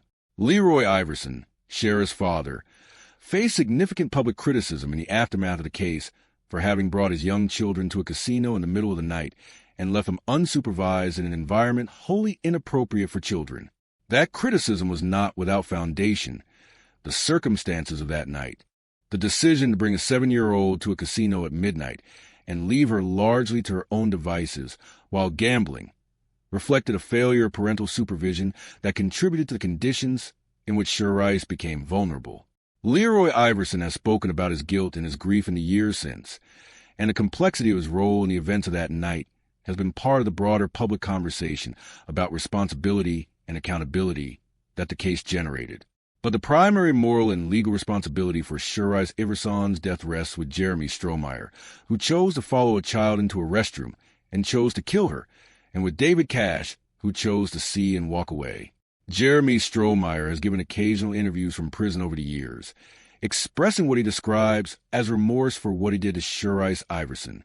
Advocates for victims and for child safety have consistently received those expressions of remorse with skepticism and rejection. Strohmeyer took the life of a 7-year-old child in a casino bathroom. He is serving life without parole, and the finality of that sentence is the only appropriate response to the finality of what he did to Sure Ice and to her family. David Cash graduated from the University of California, Berkeley, and has largely disappeared from public life in the years since the case. He was never charged with any crime. He has never faced legal accountability for what he saw and what he chose not to do. The law that bears Sure Ice Iverson's name was passed in part because of him, and in part because of the conviction of the people who loved Sure Rice and the legislators who heard her story that a child's death witnessed and ignored should not be something the law simply shrugs at. Sure Rice Iverson would have been 35 years old today. She was 7, full of energy and life, and particular fearlessness of young children who have not yet learned that the world contains people who will hurt them. She deserved to grow up. She deserved to find out who she was going to be. She deserved the protection of every adult in the vicinity of that casino restroom on the morning of May 25, 1997, and she did not get it. But her name is on a law, and that law says, in language the state of Nevada has encoded into its statutes, that a child being harmed is everyone's business, that walking away is not a neutral act, and that the obligation to protect the most vulnerable among us does not belong only to professionals with designated titles, but to every person with the capacity to see what is happening and the ability to pick up a phone. Number 7. Kitty Genovese, the young woman whose murder on a New York street exposed the terrifying psychology of collective inaction and built the foundation of America's emergency response system. There are cases that do not merely change laws. There are cases that change the way human beings understand themselves, that crack open a comfortable assumption about who we are and what we would do in a moment of crisis, and force us to confront the uncomfortable truth that the answer may not be what we hoped. The murder of Kitty Genovese on a street in Queens, New York, in the early morning hours of March 13, 1964, is the most famous and the most debated of those cases. For decades, the story as it was told by the New York Times and absorbed by the American public was this. 38 neighbors watched from their windows as Kitty Genovese was stalked and stabbed to death over the course of 35 minutes, and not one of them called the police. That story, as subsequent investigation and scholarship has established, was not entirely accurate in its details. The number 38 was an approximation shaped by the reporting conventions of the era. Some witnesses did call out. At least one person did call the police, though the call was not handled with the urgency it demanded. The attack did not unfold in a single continuous episode visible from a row of identical windows, but across multiple locations over a period of time during which visibility and audibility varied considerably. The reality of what happened that night in Kew Gardens was more complicated, more contextual, and more human than the stark parable the Times presented. But the story, the clean, devastating, morally clarifying story of 38 witnesses and 0 phone calls, entered the American consciousness with a force that the more complicated truth could not match, and it changed everything. It changed psychology. It changed emergency response. It changed the law. And Kitty Genovese herself, the 28-year-old woman who was actually killed on that street, who had a life and a love and a future that was taken from her by a single predatory man, deserves to be remembered as more than a parable, more than a symbol, more than a name attached to a psychological phenomenon. She deserves to be remembered as a person. Catherine Susan Genovese was born on July 13, 1935, in Brooklyn, New York, to Vincent and Rachel Genovese, Italian-American parents who raised their family in the dense, vibrant urban landscape of mid-century New York. She grew up in Brooklyn and then in New Canaan, Connecticut, to which her family moved when she was a teenager following a traumatic event. As a child, Kitty had witnessed a shooting on a Brooklyn street, and her parents, shaken by the violence of the urban environment, chose to relocate to the suburbs for what they hoped would be a safer life. Kitty, however, was drawn back to New York City as a young adult. She was spirited, social, and full of the kind of urban energy that finds its natural habitat in the particular electricity of New York. She worked as a bar manager at Ev's 11th Hour Sports Bar in Hollis, Queens, a job that kept late hours and suited her personality. She lived in Kew Gardens, a residential neighborhood in Queens that was solidly middle class, characterized by apartment buildings and private homes and a particular mix of anonymity and proximity that defines urban residential life. Neighbors who know each other's faces but not necessarily each other's names, who share walls and hallways and streets without necessarily sharing lives. Kitty was 28 years old in March 1964. She was in a relationship with Marian Zilonko, a woman she lived with in Kew Gardens, a relationship that, in 1964, in New York City, she and Marian navigated with the discretion that the era required of gay couples, particularly working-class ones without the social protections that wealth or prominence might have provided. Marian has spoken in the decades since about the depth of their relationship and the life they had built together, And those accounts give Kitty Genovese a dimensionality and a humanity that the famous parable of her death has sometimes obscured. She was not just a symbol of urban indifference. She was a woman who loved and was loved, who had a community and a job and a home and plans for future. In the early morning hours of Friday, March 13, 1964, Kitty finished her shift at the bar and drove home to Kew Gardens. It was approximately 3:15 in the morning when she parked her car in the Long Island Railroad parking lot on Austin Street, a short distance from her apartment on Mowbray Place. As she walked from her car toward her apartment building, she was approached by a man named Winston Moseley, 29 years old, who had been driving through the neighborhood in his car, hunting. Moseley had committed 2 prior murders that had not yet been connected to him or solved, and on this particular night, he had driven through multiple neighborhoods looking for a woman to attack. He saw Kitty Genovese walking alone in the early morning darkness and followed her. Moseley got out his car and ran toward Kitty. She saw him coming and ran, but he caught her near the corner of Austin Street and Lefferts Boulevard and stabbed her twice in the back. Kitty screamed. The scream was loud enough to wake people in the nearby apartment buildings, and lights came on in windows overlooking the street. A man's voice called out from one of the windows. Some accounts record the voice saying something like, "Leave that girl alone," and Moseley, startled by the attention, retreated to his car and drove away. Kitty, wounded but alive, struggled toward her apartment building. She did not make it to the front entrance. She turned into a narrow corridor at the side of the building, away from the street, and collapsed in a doorway. She was bleeding from the stab wounds and in serious distress, but she was alive. Moseley drove around the block. He waited. He determined that no one was coming. He returned. He found Kitty in the corridor at the side of the building where she had collapsed. He stabbed her again multiple times. He sexually assaulted her. A neighbor opened the door during the second attack, and then closed it again. Moseley completed his assault and left. Kitty Genovese was still alive when he walked away the second time, but she was catastrophically wounded. A neighbor named Sophia Farrar, a friend of Kitty's, eventually came out of her apartment and found Kitty dying in the corridor. She held her as the police finally arrived. Kitty Genovese died on the way to the hospital. The entire sequence of events had unfolded over approximately 30 minutes. It was 3:50 in the morning. Winston Moseley was arrested 6 days later, on March 19th, 1964, under entirely unrelated circumstances. He was caught attempting to steal a television set from a house in Corona, Queens. During his interrogation by police, he confessed not only to the murder of Kitty Genovese, but to the murders of 2 other women, Annie Mae Johnson and Barbara Kralik, crimes that had been previously unsolved. He confessed with matter-of-factness that investigators found deeply disturbing, describing his crimes and his methods with a clinical detachment that spoke to a predatory pathology of significant depth. He explained that he had gone out on the night of March 13th with the intention of finding a woman to kill, and that Kitty Genovese had simply been the one he found.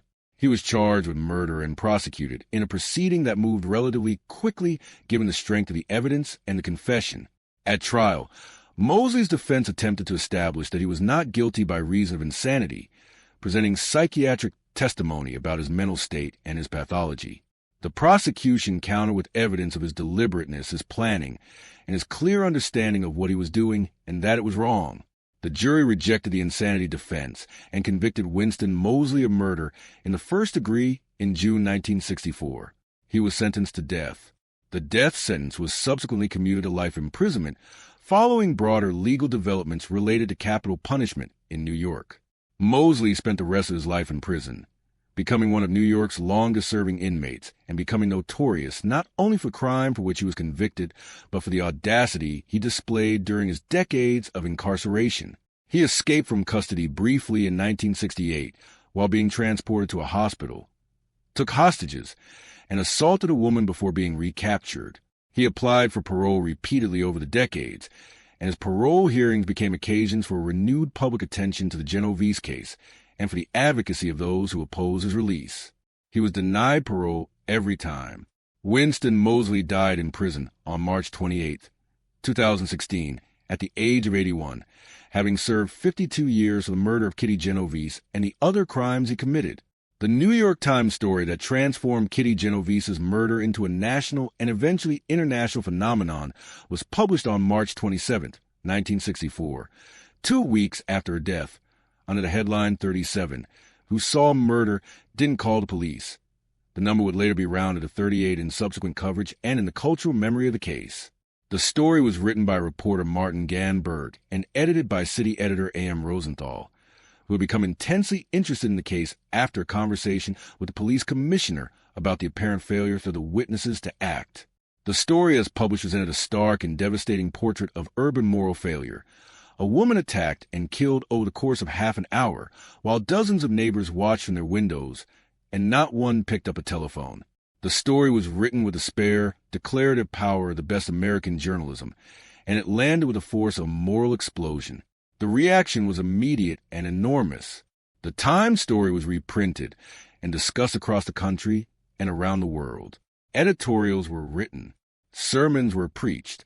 Academic papers were commissioned. Politicians spoke. The case became the subject of urgent public debate about what it revealed about modern urban life, about the anonymity and alienation of city living, about what happens to human beings' sense of moral responsibility when they're surrounded by other human beings and can assume that someone else will act. The conversation that Kitty Genovese's murder ignited touched on some of the deepest questions about human nature, community, and obligation that a society can ask itself. Two social psychologists at Columbia University, John Darley and Bill Latane, were so struck by the case and by the questions it raised that they designed a series of experiments to test what they came to call the bystander effect, the phenomenon by which an individual is less likely to offer or help in an emergency situation when other people are present. Their research, published in 1968 and subsequently replicated and expanded by researchers around the world, demonstrated with remarkable consistency that the presence of other bystanders reduces the likelihood that any individual bystander will intervene in an emergency. The mechanism they identified, diffusion of responsibility, the unconscious assumption that someone else will act or that one's own action is less necessary when others are present, has become one of the most replicated and discussed findings in the history of social psychology. The Genovese case was a catalyst of that research, and the bystander effect is one of the most consequential concepts in the history of the discipline. The case also had direct and immediate practical consequences for emergency response in the United States.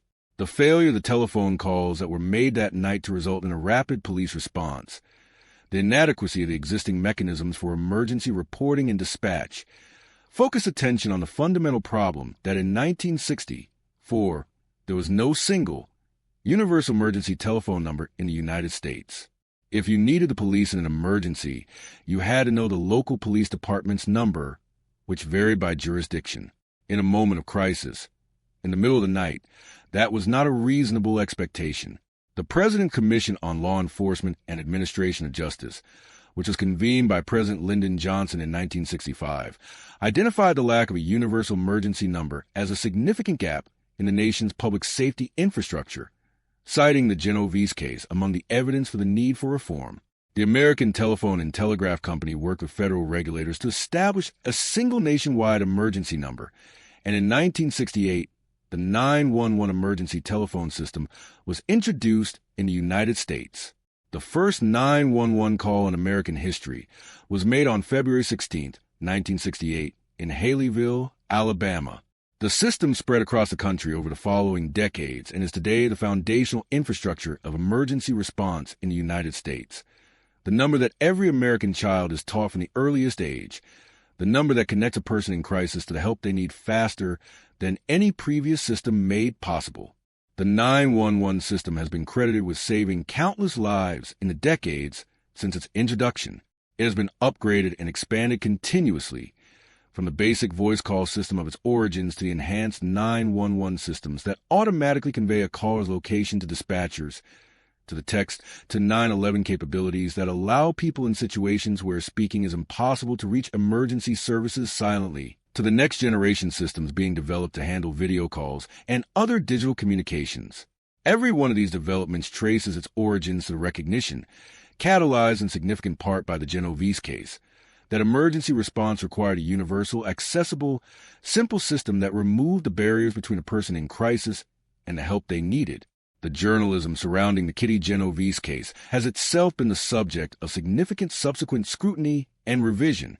Researchers and journalists examining the original reporting in the decades since 1964 have found that the picture was considerably more complicated than the Times story presented. The number 38 was derived from police interviews conducted after the fact with residents of the building, and not all those residents saw or heard what the Times story implied they did. The geometry of the neighborhood, the layout of the buildings, the position of the attack relative to the windows of the apartments, the acoustic properties of the corridor where the second attack took place, meant that many of the witnesses had incomplete and fragmentary experiences of the events rather than the clear, unambiguous view that the parable required. At least one call to police was made, though accounts differ about its content and the dispatcher's response. A neighbor did come to Kitty's aid, holding her as she died, a fact that the original story did not adequately convey. These revisions matter for historical accuracy and for the integrity of the journalism that produced the original story. They do not erase the significance of what happened or the genuine failure of response that night, or the real questions about bystander behavior and emergency systems that the case raised. They complicate the parable without destroying its essential truth, which is that Kitty Genovese was killed on a residential street in a populated neighborhood in the middle of a major city, that people nearby were aware something was wrong, and that the response was inadequate to save her life. The revisionist scholarship has itself generated debate, with some researchers arguing that the revisions go too far in rehabilitating the witnesses and too far in undermining the legitimate lessons of the case. The debate about what really happened that night in Kew Gardens and what it means continues in academic journals and journalism schools and public conversations about urban life and moral responsibility. What is not debated is the impact. The bystander effect is taught in every introductory psychology course in the world. The 911 system handles hundreds of millions of calls every year in the United States. Legislation addressing bystander responsibility, duty to rescue, and mandatory reporting of witness crimes has been developed in jurisdictions across the country in the decades since 1964, shaped in part by the legal and moral questions that Kitty Genovese's murder raised. And the name Kitty Genovese is known by people who have never been to Queens, who were not born in 1964, who know nothing about the specifics of the case, but who have learned in a psychology class or a journalism school or a conversation about urban life, that she is the woman whose murder changed how America thinks about what we owe each other in a moment of crisis. Mary Ann Zelonko, Kitty's partner, lived with the loss for the rest of her life and eventually spoke publicly about Kitty and about their relationship, giving the historical record a more complete and human picture of the woman behind the symbol. Kitty's family, particularly her brother Bill Genovese, devoted significant effort to understanding what really happened that night and to ensuring that his sister was remembered as a person and not merely as a cautionary tale. Bill Genovese's documentary film examining the case and his personal journey to understand it represents one of the most thoughtful and humane engagements with the complicated legacy of his sister's death and its aftermath. Kitty Genovese would have been 88 years old today. She was 28 when Winston Moseley found her walking alone in the early morning darkness and decided that her life was his to take. She did not get to finish living it. But the emergency system that bears the indirect imprint of her case has reached into the lives of every American who has ever dialed 3 numbers in a moment of crisis and heard a voice on the other end say, "What is your emergency?"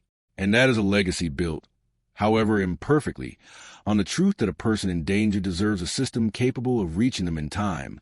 Number 8, Ryan White, the teenage boy whose fight against fear and ignorance forced America to confront its darkest prejudices about AIDS and built the largest federal HIV healthcare program in history. There are battles that should never have had to be fought. There are children who should never have had to become warriors. There are diseases that should have been met with compassion from the beginning.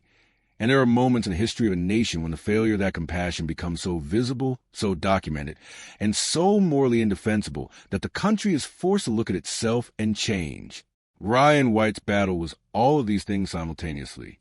He was 13 years old when he was diagnosed with AIDS, a disease he contracted not through any choice or behavior of his own, but through the contaminated blood products that were, at the time, the standard medical treatment for his hemophilia. He was a child who was already fighting a serious illness when the school system of Kokomo, Indiana, decided that his presence in a classroom was a danger to other children and expelled him. What followed was a legal battle, a media battle, a public health battle, and ultimately a legislative battle that Ryan White fought with a grace and a dignity and a clarity of purpose that humbled the adults around him and eventually moved the nation. Ryan White died of AIDS-related complications on April 8, 1990, at the age of 18, just months before the federal legislation that bears his name was signed into law. He did not live to see his full victory, but the Ryan White Comprehensive AIDS Resources Emergency Act, signed by President George H.W. Bush in August 1990, became the largest federally funded HIV and AIDS program in the history of the United States, providing health care and support services to hundreds of thousands of Americans living with HIV and AIDS who could not otherwise afford them. It exists because a boy from Indiana refused to disappear. Ryan Wayne White was born on December 6, 1971, in Kokomo, Indiana, to Jean and Wayne White. He was diagnosed with severe hemophilia A at birth, a genetic condition in which the blood lacks sufficient clotting factor, making even minor injuries potentially life-threatening without treatment. Hemophilia is a condition that requires ongoing medical management, and in the early 1980s, the standard treatment for severe hemophilia involved regular infusions of a blood product called factor VIII concentrate, which was derived from the pooled plasma of thousands of blood donors and processed into a concentrated clotting agent. The treatment was effective for managing hemophilia and allowed children like Ryan to live lives that were considerably more normal than the disease would otherwise have permitted. What neither Ryan nor his doctors nor his family nor the broader medical community yet fully understood was that the blood supply from which factor VIII concentrate was derived had been contaminated with a human immunodeficiency virus, HIV, the virus that causes AIDS. This contamination had occurred before reliable testing for HIV in blood products was available and had infected a significant proportion of the hemophilia community in the United States. An estimated half of all people with severe hemophilia in the country were infected with HIV through contaminated blood products before the blood supply was secured. In December 1984, Ryan White was hospitalized with pneumocystis pneumonia, a serious lung infection that is one of the hallmark opportunistic infections associated with AIDS. He was 13 years old. Testing confirmed that he was HIV positive. His doctors told his family that based on the medical understanding of AIDS at that time, Ryan had approximately 6 months to live. The diagnosis was devastating in every dimension, medically, emotionally, and socially, because AIDS in 1984 and 1985 was not simply a disease. It was a stigma, a source of terror, and the focus of profound and often vicious public misunderstanding that associated it primarily with gay men and intravenous drug users, and that had generated in significant portions of the American public a response of fear, condemnation, and exclusion rather than compassion and medical urgency. Ryan White was none of the things that the public associated with AIDS. He was a 13-year-old boy from Indiana who had gotten sick from his medical treatment. He had done nothing wrong. He had made no choices that exposed him to risk. He was a child with fatal illness who deserved the same compassion and the same educational opportunities as any other child. What he got instead was a battle. When Ryan recovered sufficiently from his initial hospitalization to return to school in the fall of 1985, the Western Middle School in Kokomo, Indiana, informed his family that he would not be permitted to attend. The school board responded pressure from parents and community members who feared that Ryan's presence in the school posed a risk of HIV transmission to other students, voted to bar him from attending classes in person. The decision was made despite the guidance of public health officials and medical experts who were already clear by 1985 that HIV was not transmitted through casual contact, not through sharing a classroom, not through using the same water fountain, not through ordinary social interaction of the kind that occurs in a school environment every day. The scientific consensus was unambiguous. Ryan White did not pose a risk to his classmates by attending school. The school board decision was not based on science. It was based on fear and on the stigma that fear had attached to AIDS and on the willingness of the community to sacrifice a sick child's rights to the comfort of that fear. Jean White, Ryan's mother, was a woman of remarkable determination and moral clarity who recognized immediately that what was being done to her son was wrong and that she was going to fight it. She engaged legal representation and challenged the school board decision through the legal system. The fight was not quick or easy. The school board maintained its position. The community around them in Kokomo was deeply divided, with many residents supporting the school's exclusion of Ryan and some actively hostile to the white family's efforts to secure his right to attend. Ryan and his family received threats. Their home was vandalized. People in their community crossed the street to avoid them. A bullet was fired through their living room window. The hostility was not the behavior of a fringe minority, but reflected a broad community sentiment shaped by fear, misinformation, and the particular viciousness that attaches to stigmatize illness.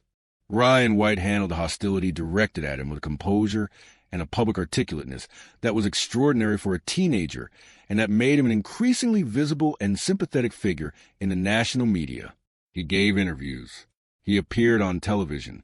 He spoke clearly and simply about who he was, about how he had contracted HIV, about what his daily life was like, and about why he believed he had the right to go to school like any other child.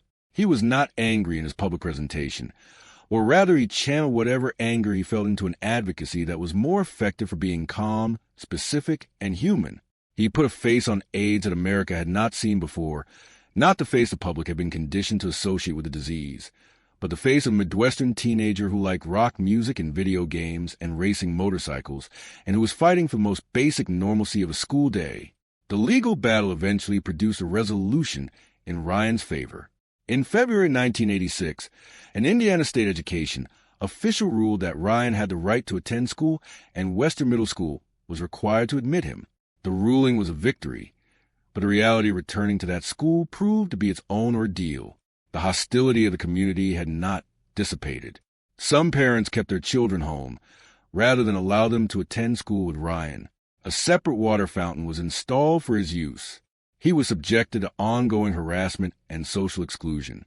The legal right to attend school did not translate into a welcoming or functional educational environment, and after a period of attempting to make it work, the White family made the decision to move. In 1987, they relocated to Cicero, Indiana, where Ryan enrolled at Hamilton Heights High School. The contrast was striking and moving. The Cicero community had educated itself about HIV transmission before Ryan arrived. Students and parents had been briefed by school officials and public health professionals. Ryan was welcomed. He made friends. He had a normal high school experience, as normal as it could be for a teenager managing a serious illness and a national media presence. And the transformation in his daily life was visible and profound. The national media coverage of Ryan White's story had been growing steadily since his initial exclusion from school in Kokomo, and by the late 1980s he had become one of the most recognized faces of the AIDS epidemic in the United States. He was not the only person with AIDS advocating for public understanding and policy change. The AIDS activist community was large, diverse, and extraordinarily effective, and organizations like ACT UP were conducting powerful direct action campaigns that were changing the political landscape around AIDS research and treatment funding. But Ryan White occupied a particular position in the public conversation because of who he was and because of the specific nature of his case. He was a child. He was heterosexual. He had contracted HIV through medical treatment rather than through behavior. These facts made it impossible for the segments of the public that had been dismissing the AIDS epidemic as a problem belonging to categories of people they considered morally culpable to dismiss Ryan White in the same way. He broke through the stigma not by arguing against it directly, but by existing in a way that the stigma could not accommodate. He became friends with some of the most prominent entertainers and public figures of the era, relationships that amplified his story and his advocacy to audiences that might not otherwise have been reached. Elton John, who became a close friend and who was deeply affected by Ryan's illness and his courage, has spoken movingly about their friendship and about what Ryan meant to him. Michael Jackson was another prominent friend, and the visibility of those friendships brought Ryan's story to an audience of millions. He appeared at major public events, testified before Congress, and used every platform available to him to advocate for compassion, education, and policy change around AIDS. He did all of this while managing a disease that was slowly taking his health, requiring hospitalizations and medical interventions, and the particular daily discipline of living with a serious chronic illness, while also being a public figure and a teenager simultaneously. By 1989 and into 1990, Ryan's health was deteriorating significantly. AIDS had progressed, and the medical options available to him were limited by the state of treatment at that time. The antiretroviral therapies that would later transform HIV from a death sentence into a manageable chronic condition were still years away from widespread availability. He was hospitalized multiple times. His condition became increasingly serious. And yet, even in the final period of his illness, he continued to speak publicly, continue to advocate, continue to be the clearest and most human voice for the millions of Americans affected by AIDS who needed policy change and resource investment, and above all, the basic dignity of being treated as people deserving of care rather than as symbols of moral failure. Ryan White was admitted to Riley Hospital for Children in Indianapolis in March 1990 in what would prove to be his final hospitalization. His condition deteriorated rapidly over the following weeks. Gene White maintained a constant vigil at his bedside. Friends, advocates, and public figures came to say goodbye. Elton John was present. On April 8, 1990, Ryan White died. He was 18 years old. He had survived 5.5 years beyond the 6-month prognosis he had been given at diagnosis, outliving medical expectations through a combination of particular qualities of his own physiology, the care he received, and the fierce will of a young man who had things left to do. His death generated an outpouring of grief that was national in scope and that reflected the degree to which he had become, over the previous 5 years, not just a news story, but a person known and loved by millions of Americans who had followed his journey. The legislative effort that would become the Ryan White Care Act had been building in Congress for some time before Ryan's death. The bill was introduced in the Senate by Senator Edward Kennedy and in the House by Representative Henry Waxman, both of whom had been working on AIDS policy for years, and who recognized that the existing federal response to the AIDS epidemic was wholly inadequate to the scale of the crisis and to health care needs of the people it was affecting. The Ryan White Comprehensive AIDS Resources Emergency Act was designed to fill the gaps in the health care system for people with HIV and AIDS who had no insurance, who had lost their insurance, or whose insurance was inadequate to cover the cost of their treatment. It was designed to fund the cities and metropolitan areas that were being most severely impacted by the epidemic, New York, San Francisco, Los Angeles, Miami, and others, to provide emergency assistance for healthcare infrastructure and direct services. It was designed to fund states to develop and deliver HIV care to populations across the country, and it was designed to provide funding for early intervention services, for medications, and for support services, case management, housing assistance, mental health services, that people living with HIV needed to maintain their health and their lives. The bill passed Congress in the summer of 1990, just months after Ryan White's death, with the broad bipartisan support that his story and his advocacy had helped to generate. President George H.W. Bush signed the Ryan White Comprehensive AIDS Resources Emergency Act into law on August 18, 1990. At the signing ceremony, Gene White was present, as was Elton John, and the ceremony was a moment of profound significance, the recognition by the federal government of the United States that people living with HIV and AIDS deserved a national health care commitment, that the epidemic was a public health crisis requiring public resources, and that the stigma and the fear and the moral condemnation that had shaped so much of the public and political response to AIDS in the preceding decade was not an acceptable basis for health care policy. The Ryan White Care Act has been reauthorized by Congress multiple times since its initial passage, each reauthorization an opportunity to update and expand the program in response to the evolving nature of the epidemic and the evolving landscape of HIV treatment and care. The program today provides health care and essential support services to more than 500,000 people living with HIV in the United States every year, the majority of whom are uninsured or underinsured. It funds a network of providers across the country, clinics, community health centers, hospitals, and other healthcare organizations that deliver HIV primary medical care, medications through the AIDS Drug Assistance Program, dental care, mental health services, substance abuse treatment, case management, and housing assistance. It is the largest federal program dedicated specifically to HIV care in the history of the United States, and has been credited by public health experts with dramatically improving health outcomes for people it serves, and with contributing to reductions in HIV transmission by helping infected individuals access treatment that suppresses the virus and reduces the risk of transmission to others. Gene White Jinder, Ryan's mother, has remained a tireless advocate for HIV and AIDS awareness, education, and policy in the decades since her son's death, working through the Ryan White Foundation and through ongoing engagement with the political and public health processes that shaped the program bearing his name. She has testified before Congress at multiple reauthorizations, ensuring that Ryan's story and Ryan's legacy remain present in the legislative deliberations that determine the program's scope and funding. She has done this through her own grief, through her own life, with the particular dedication of a mother who promised her son that what he went through would mean something. Ryan White would have been 53 years old today. He died at 18, having packed into those 18 years a life of advocacy and impact that most people do not achieve in a full lifetime. He died before the antiretroviral therapies that transformed HIV into a manageable chronic condition were available, before the treatment landscape changed in ways that might have allowed him to live for decades more, and that knowledge carries its own particular weight of tragedy. But the program that bears his name has extended and improved the lives of hundreds of thousands of Americans who came after him, who are living with HIV today with access to care and treatment that they have in part because a boy from Kokomo, Indiana, refused to be invisible, refused to accept that fear was a sufficient reason to deny him his rights, and spent the years he had fighting for a world in which people with AIDS were treated with the dignity and the compassion that he himself so completely embodied. Number 9. Stephanie Roper, the young woman whose brutal murder at the hands of two men ignited a victims' rights revolution that permanently altered the balance of power in America's criminal justice system.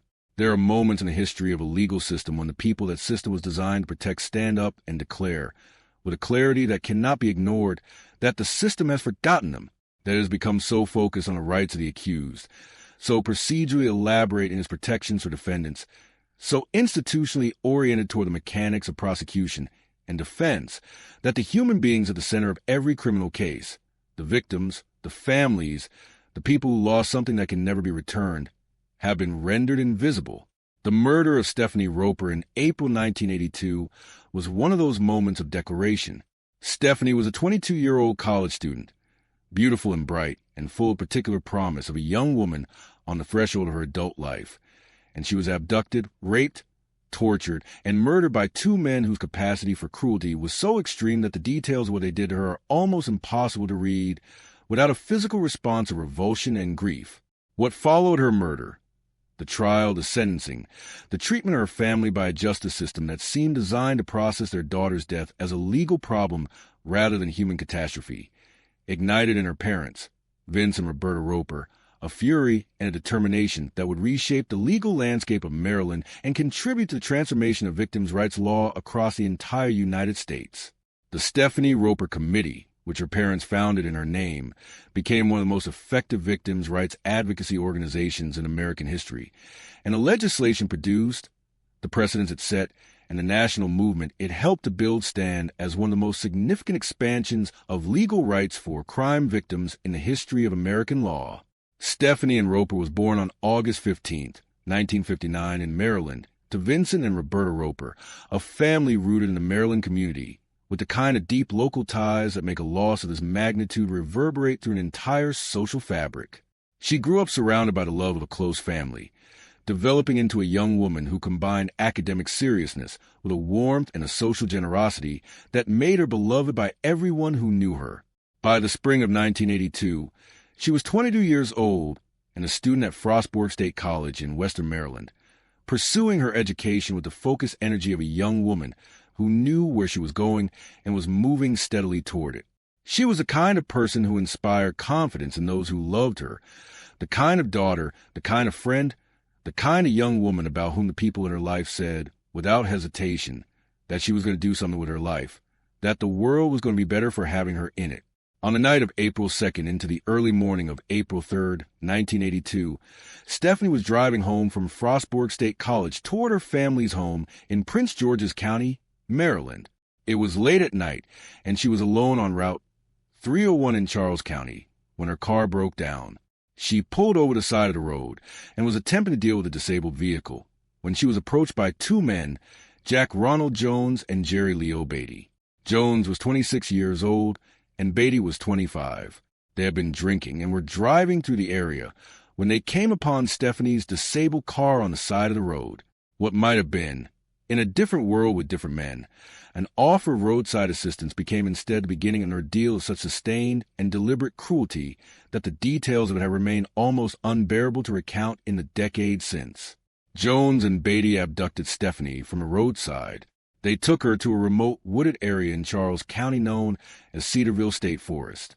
Over the course of the hours that followed, they subjected her to rape and torture of a nature and duration that speaks to a capacity for sadistic violence that exists at the extreme outer boundary of human cruelty.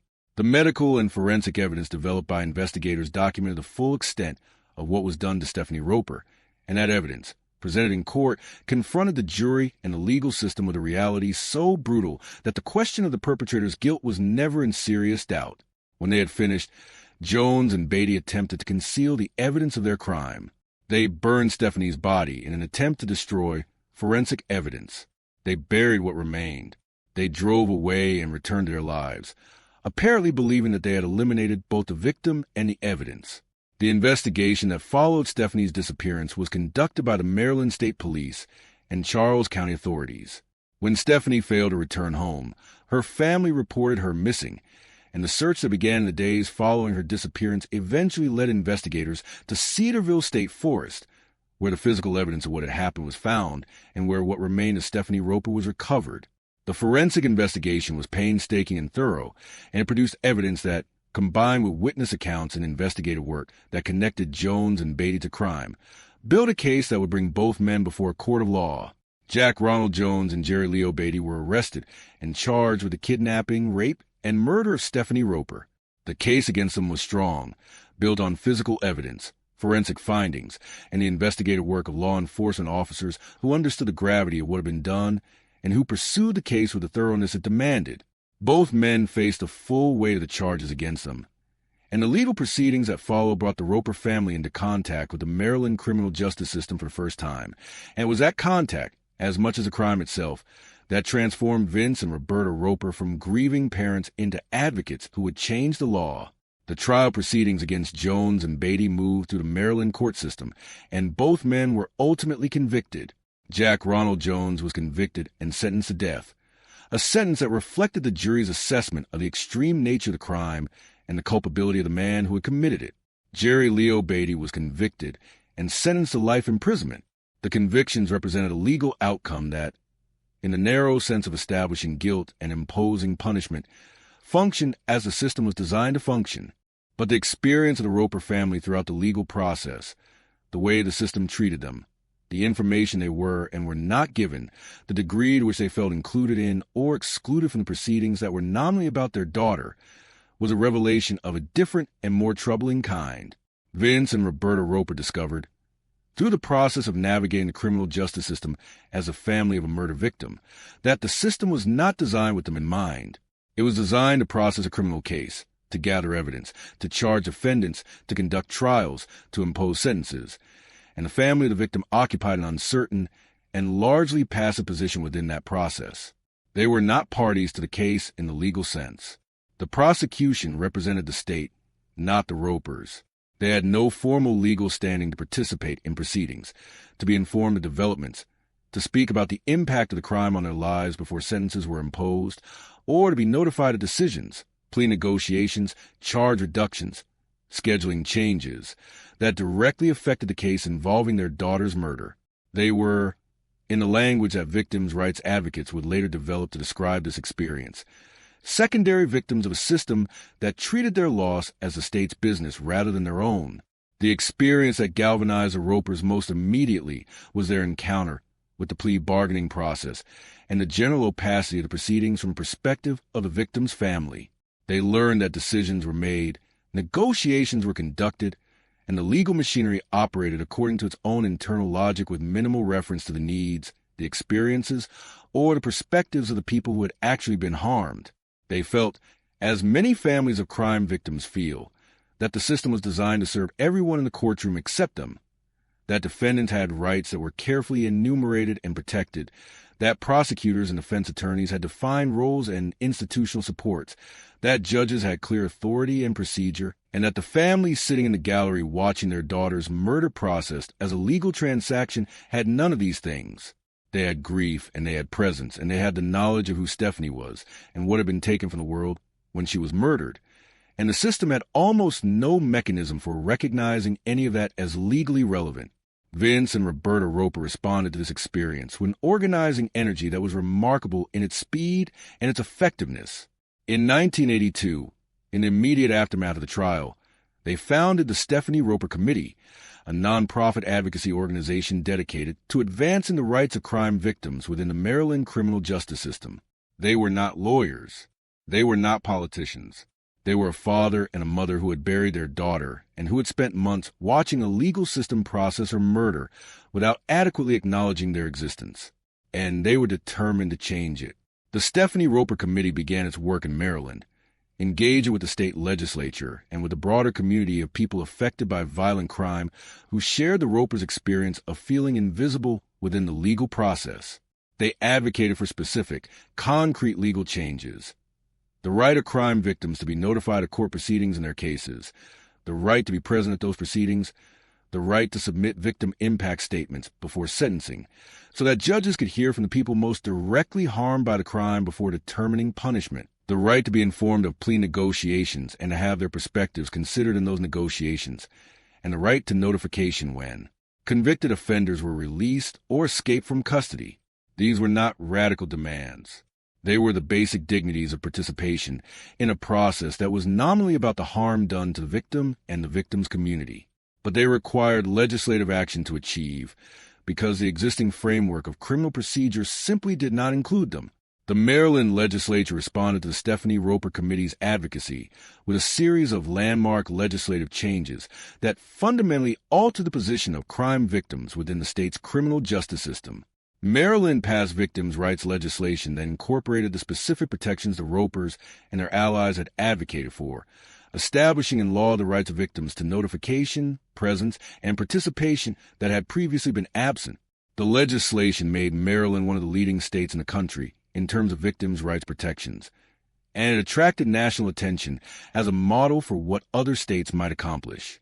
The national impact of the Stephanie Roper Committee's work extended far beyond Maryland through the Ropers' engagement with the broader victims' rights movement that was building across the country in the early 1980s.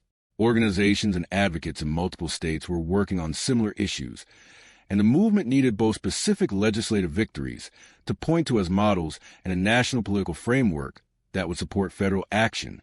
The Stephanie Roper Committee contributed to both. Their legislative successes in Maryland provided concrete examples of what victims' rights law could look like in practice, and their advocacy contributed to the political momentum that produced the Victims of Crime Act in 1984, one of the most significant pieces of federal victims' rights legislation in American history. The Victims of Crime Act, signed into law by President Ronald Reagan in October 1984, established the Crime Victims Fund, a federal fund supported by fines and penalties paid by convicted federal offenders rather than by taxpayer appropriations. The fund provided and continues to provide financial support for state victim compensation programs, which reimburse crime victims for expenses related to their victimization, including medical costs, mental health counseling, lost wages, and funeral expenses. It also funded victim assistance programs, the organizations, the advocates, the crisis centers, and the support services that help crime victims navigate the aftermath of what happened to them and access the resources they need. The Victims of Crime Act represented the first major federal investment in the infrastructure of victim services in American history, and it established a funding mechanism that has proven remarkably durable and effective. The Crime Victims Fund has distributed billions of dollars to state compensation and assistance programs in the 4 decades since its establishment, supporting millions of crime victims across the country. The broader victims' rights movement, of which the Stephanie Roper Committee was a part, continued to produce legislative change at both the state and federal levels throughout the 1980s and 1990s. By the end of the 1990s, 33 states had amended their constitutions to include provisions guaranteeing specific rights to crime victims: the right to be informed, the right to be present, the right to be heard, elevating these protections from statutory law, which can be changed by a simple legislative majority, to constitutional status, which requires a higher threshold to modify. The movement also produced the Federal Crime Victims' Rights Act of 2004, which established for the first time a comprehensive set of legally enforceable rights for victims of federal crimes, including the right to reasonable protection from the accused, the right to timely notice of public proceedings, the right not to be excluded from those proceedings, the right to be reasonably heard at sentencing, and the right to proceedings free from unreasonable delay. The 2004 Act represented the culmination of 2 decades of legislative work that the victims' rights movement had been building toward, and it drew directly on the principles and the specific protections that organizations like the Stephanie Roper Committee had first articulated and fought for at the state level. Jack Ronald Jones remained on Maryland's death row through multiple decades of appeals and legal challenges to his conviction and sentence. The Maryland Court of Appeals reviewed his case multiple times. He filed federal habeas corpus petitions challenging various aspects of his trial and conviction. The appellate process in death penalty cases is typically lengthy, and Jones's case was no exception. His death sentence was ultimately commuted when Maryland abolished the death penalty in 2013. Maryland became the 18th state to abolish capital punishment, and all inmates then on death row had their sentences converted to life without the possibility of parole. Jones is currently serving life without parole in a Maryland correctional facility. Jerry Leo Beatty is also serving his life sentence in the Maryland correctional system. Neither man has been released, and neither is eligible for parole under the terms of their current sentences. Roberta Roper continued her advocacy work through the Stephanie Roper Committee for decades after its founding, remaining one of the most recognized and respected voices in the victims' rights movement in Maryland and nationally. She testified before legislatures, participated in the development of policy, engaged with political process at every level, and maintained the connection between the abstract language of victims' rights law and the human reality of what it means to lose someone to violent crime and to navigate the system that processes that loss. She did all of this while carrying the grief of a mother who lost her daughter in the most violent and horrifying of circumstances. And the combination of that grief and that determination and that sustained engagement with the political and legal process over decades represents one of the most remarkable examples of advocacy born from tragedy in the history of American law. Vince Roper, Stephanie's father, was equally central to the committee's work in its early years, and his death in subsequent years was its own loss for the movement he helped to build.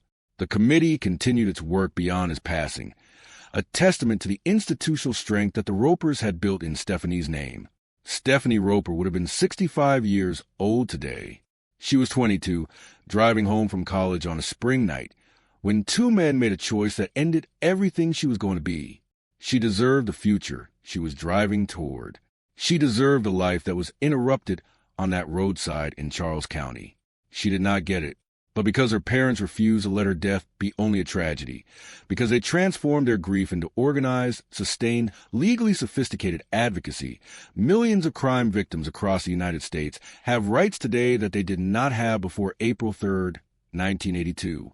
They have the right to know what is happening in the cases involving the crimes committed against them. They have the right to be present when those cases are heard. They have the right to speak before sentences are imposed, to put into the record of the legal proceeding the human weight of what was done to them and what it cost. They have the right, in other words, to exist within a legal system that for too long treated their existence as legally irrelevant. Stephanie Roper's name is on a committee on legislation and on the conscience of a movement that changed the law. And that is a legacy built from the worst thing that ever happened to a family from Maryland, transformed by the love and the fury of 2 parents who decided that the worst thing was not going to be the only thing.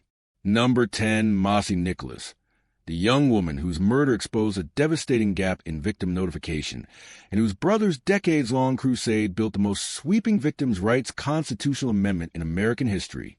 There are stories of loss that become stories of transformation. There are families broken by violence who find in the wreckage of that breaking not only grief but purpose, a purpose so clear, so sustained, and so ultimately effective that the world they leave behind is measurably different from the world in which the violence occurred.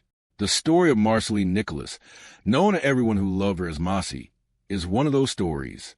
Mossy was 21 years old when she was murdered by her ex-boyfriend in 1983, a young woman full of life and promise, and particular brightness that those who knew her spent 4 decades trying to describe to a world that never got to meet her. Her death was devastating enough on its own terms. But what happened in the days immediately following her murder? The moment when her grieving mother encountered her killer, freshly released on bail, in a grocery store, with no warning, no notification, no preparation of any kind, became the human center of a legal and constitutional movement that would spend the next 4 decades working to ensure that no other victim's family would ever be ambushed by the system's indifference to their safety and their dignity in the way that the Nicholas family was ambushed in that grocery store. Massey's Law, the constitutional amendment that bears her name, has now been adopted in more than a dozen states across the United States, and the effort to embed it in the constitutions of every remaining state and ultimately in the Constitution of the United States continues with the same energy and the same personal investment that has driven it from the beginning. It is driven by Henry Nicholas, Massey's brother, a billionaire technology entrepreneur who has devoted a significant portion of his considerable resources and his life's energy to honoring his sister and to building something lasting in her name. And it is driven by the memory of a young woman who deserved better from a system that should have protected her family even after it failed to protect her. Marcelia Nicholas was born on February 22, 1962, in California, to Barry and Christine Nicholas. She grew up in a family that was, by the accounts of those who knew them, close and loving in the way that families who later survived devastating loss so often are, bound together by genuine affection and the ordinary intimacies of shared life. Massey was the kind of young woman who attracted people to her naturally, who had a warmth and an energy that made her presence felt in any room. She was 21 years old in 1983, navigating particular freedoms and complexities of young adulthood in California, pursuing her life with the unself-conscious confidence of someone who has not yet been given reason to believe that the world contains people capable of ending everything she is and everything she will become. She had a brother, Henry, who was close to her in a way that siblings who genuinely like each other are close, not merely related but connected, invested in each other's lives in ways that go beyond obligation. Henry Nicholas was already on a trajectory that would make him one of the most successful technology entrepreneurs of his generation, co-founding Broadcom Corporation and building it into a semiconductor giant that would generate wealth on a scale that most people cannot fully imagine. But in 1983, he was simply a young man who loved his sister and who was about to lose her in the most violent and irreversible ways. Carrie Allen Martin was Massey's ex-boyfriend. The relationship between Massey and Martin had ended, but Martin had not accepted that ending with equanimity or with respect for Massey's choice to move on. He was the kind of person who understood a relationship not as something that two people create together and that either party can choose to leave, but as something that, once established, constituted a claim. His claim on Massey, her presence in his life, her obligation to remain within reach of his need, and his anger. When Massey ended the relationship, Martin responded with the escalating behavior that those who study intimate partner violence recognize as deeply alarming, the kind of behavior that, in retrospect, and with the benefit of what came next, reads as a clear warning of what he was capable of. He stalked her. He made her feel unsafe. He demonstrated through his actions that Massey's decision to leave was something he experienced as an injury requiring a response, and that the response he was building toward was not acceptance or grief or the ordinary work of moving on, but something far more dangerous. In 1983, Carrie Martin murdered Marcelia Nicholas. He stalked her and he killed her, and the act of violence that ended her life at 21 was a culmination of the pattern of possessive, threatening behavior that had preceded it.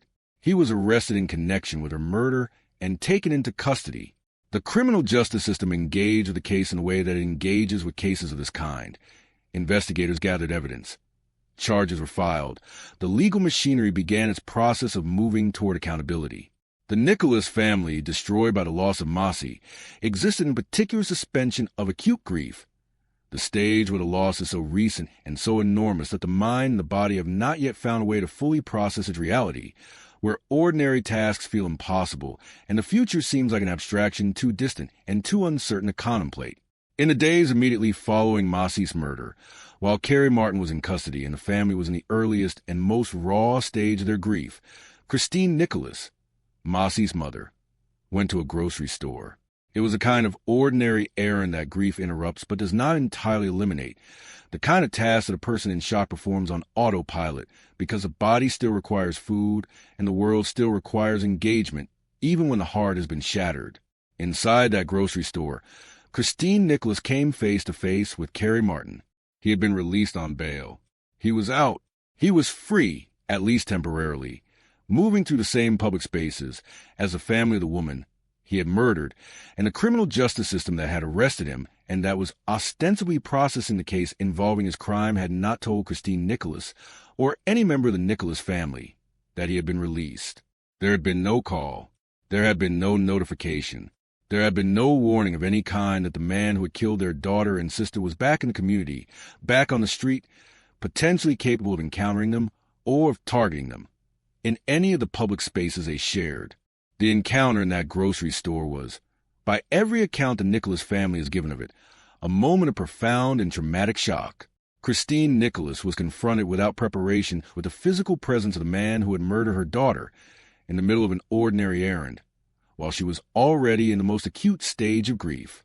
The fear, the disorientation, the rage, and the helplessness of that moment, the visceral experience of being ambushed by the system's complete indifference to the safety and emotional state of the victim's family, marked the Nicholas family in ways that would shape everything that came afterward. It was a moment that made concrete and undeniable what the criminal justice system's relationship to victims and their families actually was in 1983. They were not parties with rights. They were not people whose safety and dignity the system was designed to protect. They were background figures in a legal proceeding conducted on behalf of the state, and the state's obligations did not extend to ensuring that the people most directly harmed by a crime were protected from the additional harm of encountering their victimizer without warning in the course of daily life. Kerry Martin was prosecuted for the murder of Mossy Nicholas. He was convicted and sentenced to prison. The legal system delivered the verdict that the evidence demanded, and in the narrow sense of establishing guilt and imposing punishment, it functioned as designed. But the conviction and the sentence could not undo the experience of that grocery store. They could not erase the knowledge that the system had failed the Nicholas family not through malice, but through simple, structural indifference, through the absence of any mechanism designed to treat victims and their families as people with legitimate interests in what happened to them throughout the criminal justice process, not merely at its conclusion. Henry Nicholas carried that knowledge with him through the decades that followed. He built Broadcom. He became extraordinarily wealthy. He navigated the personal and professional complexities of a life lived at that level of success, including legal difficulties of his own in the late 2000s that subjected him to the kind of public scrutiny and legal pressure that he described as giving him a different and more personal understanding of how the legal system fell from the inside. And through all of it, he carried Mossy. He carried the memory of his sister, and the knowledge of what had happened to his family, and the conviction that what they had experienced was wrong in a way that could and should be fixed. In 2008, 25 years after Mossy's murder, Henry Nicholas acted on that conviction in a direct and concrete way. He funded a California ballot initiative, Proposition 9, known as the Victims' Bill of Rights Act of 2008 or Mossy's Law, that sought to amend the California Constitution to include a comprehensive set of rights for crime victims. The initiative was a product of years of consultation with victims' rights advocates, legal scholars, and policy experts, and it represented the most ambitious attempt in California history to constitutionally embed victims' rights protections. California voters approved Proposition 9 in November 2008, and Mossy's Law became part of the California Constitution. The specific rights that Mossy's Law established in California were extensive and carefully designed to address the kinds of failures that the Nicholas family had experienced and that victims' rights advocates had been documenting for decades. The law established the right of victims to be notified of all public proceedings related to their case and to be present at those proceedings. It established the right to be heard at sentencing, at parole hearings, and at any proceeding involving post-conviction release. It established the right to be protected from the defendant and from persons acting on behalf of the defendant. It established, crucially, the right to be notified upon the release or escape of the person convicted of the crime against them, the right, in other words, that would have prevented Christine Nicholas from encountering her daughter's killer in a grocery store without warning. It established the right to refuse discovery requests made by the defendant that would require the victim to be deposed or to provide information that was not relevant to the criminal defense. It established the right to proceedings free from unreasonable delay, and it established enforcement mechanisms, the right to assert and seek enforcement of these rights in the courts, that gave the constitutional protections teeth that purely statutory victims' rights protections had often lacked. The passage of Massey's Law in California was the beginning, not the end, of what Henry Nicholas had in mind. With the California victory as his model and as evidence of concept, he began an effort to extend Massey's Law to every state in the country and ultimately to the United States Constitution itself.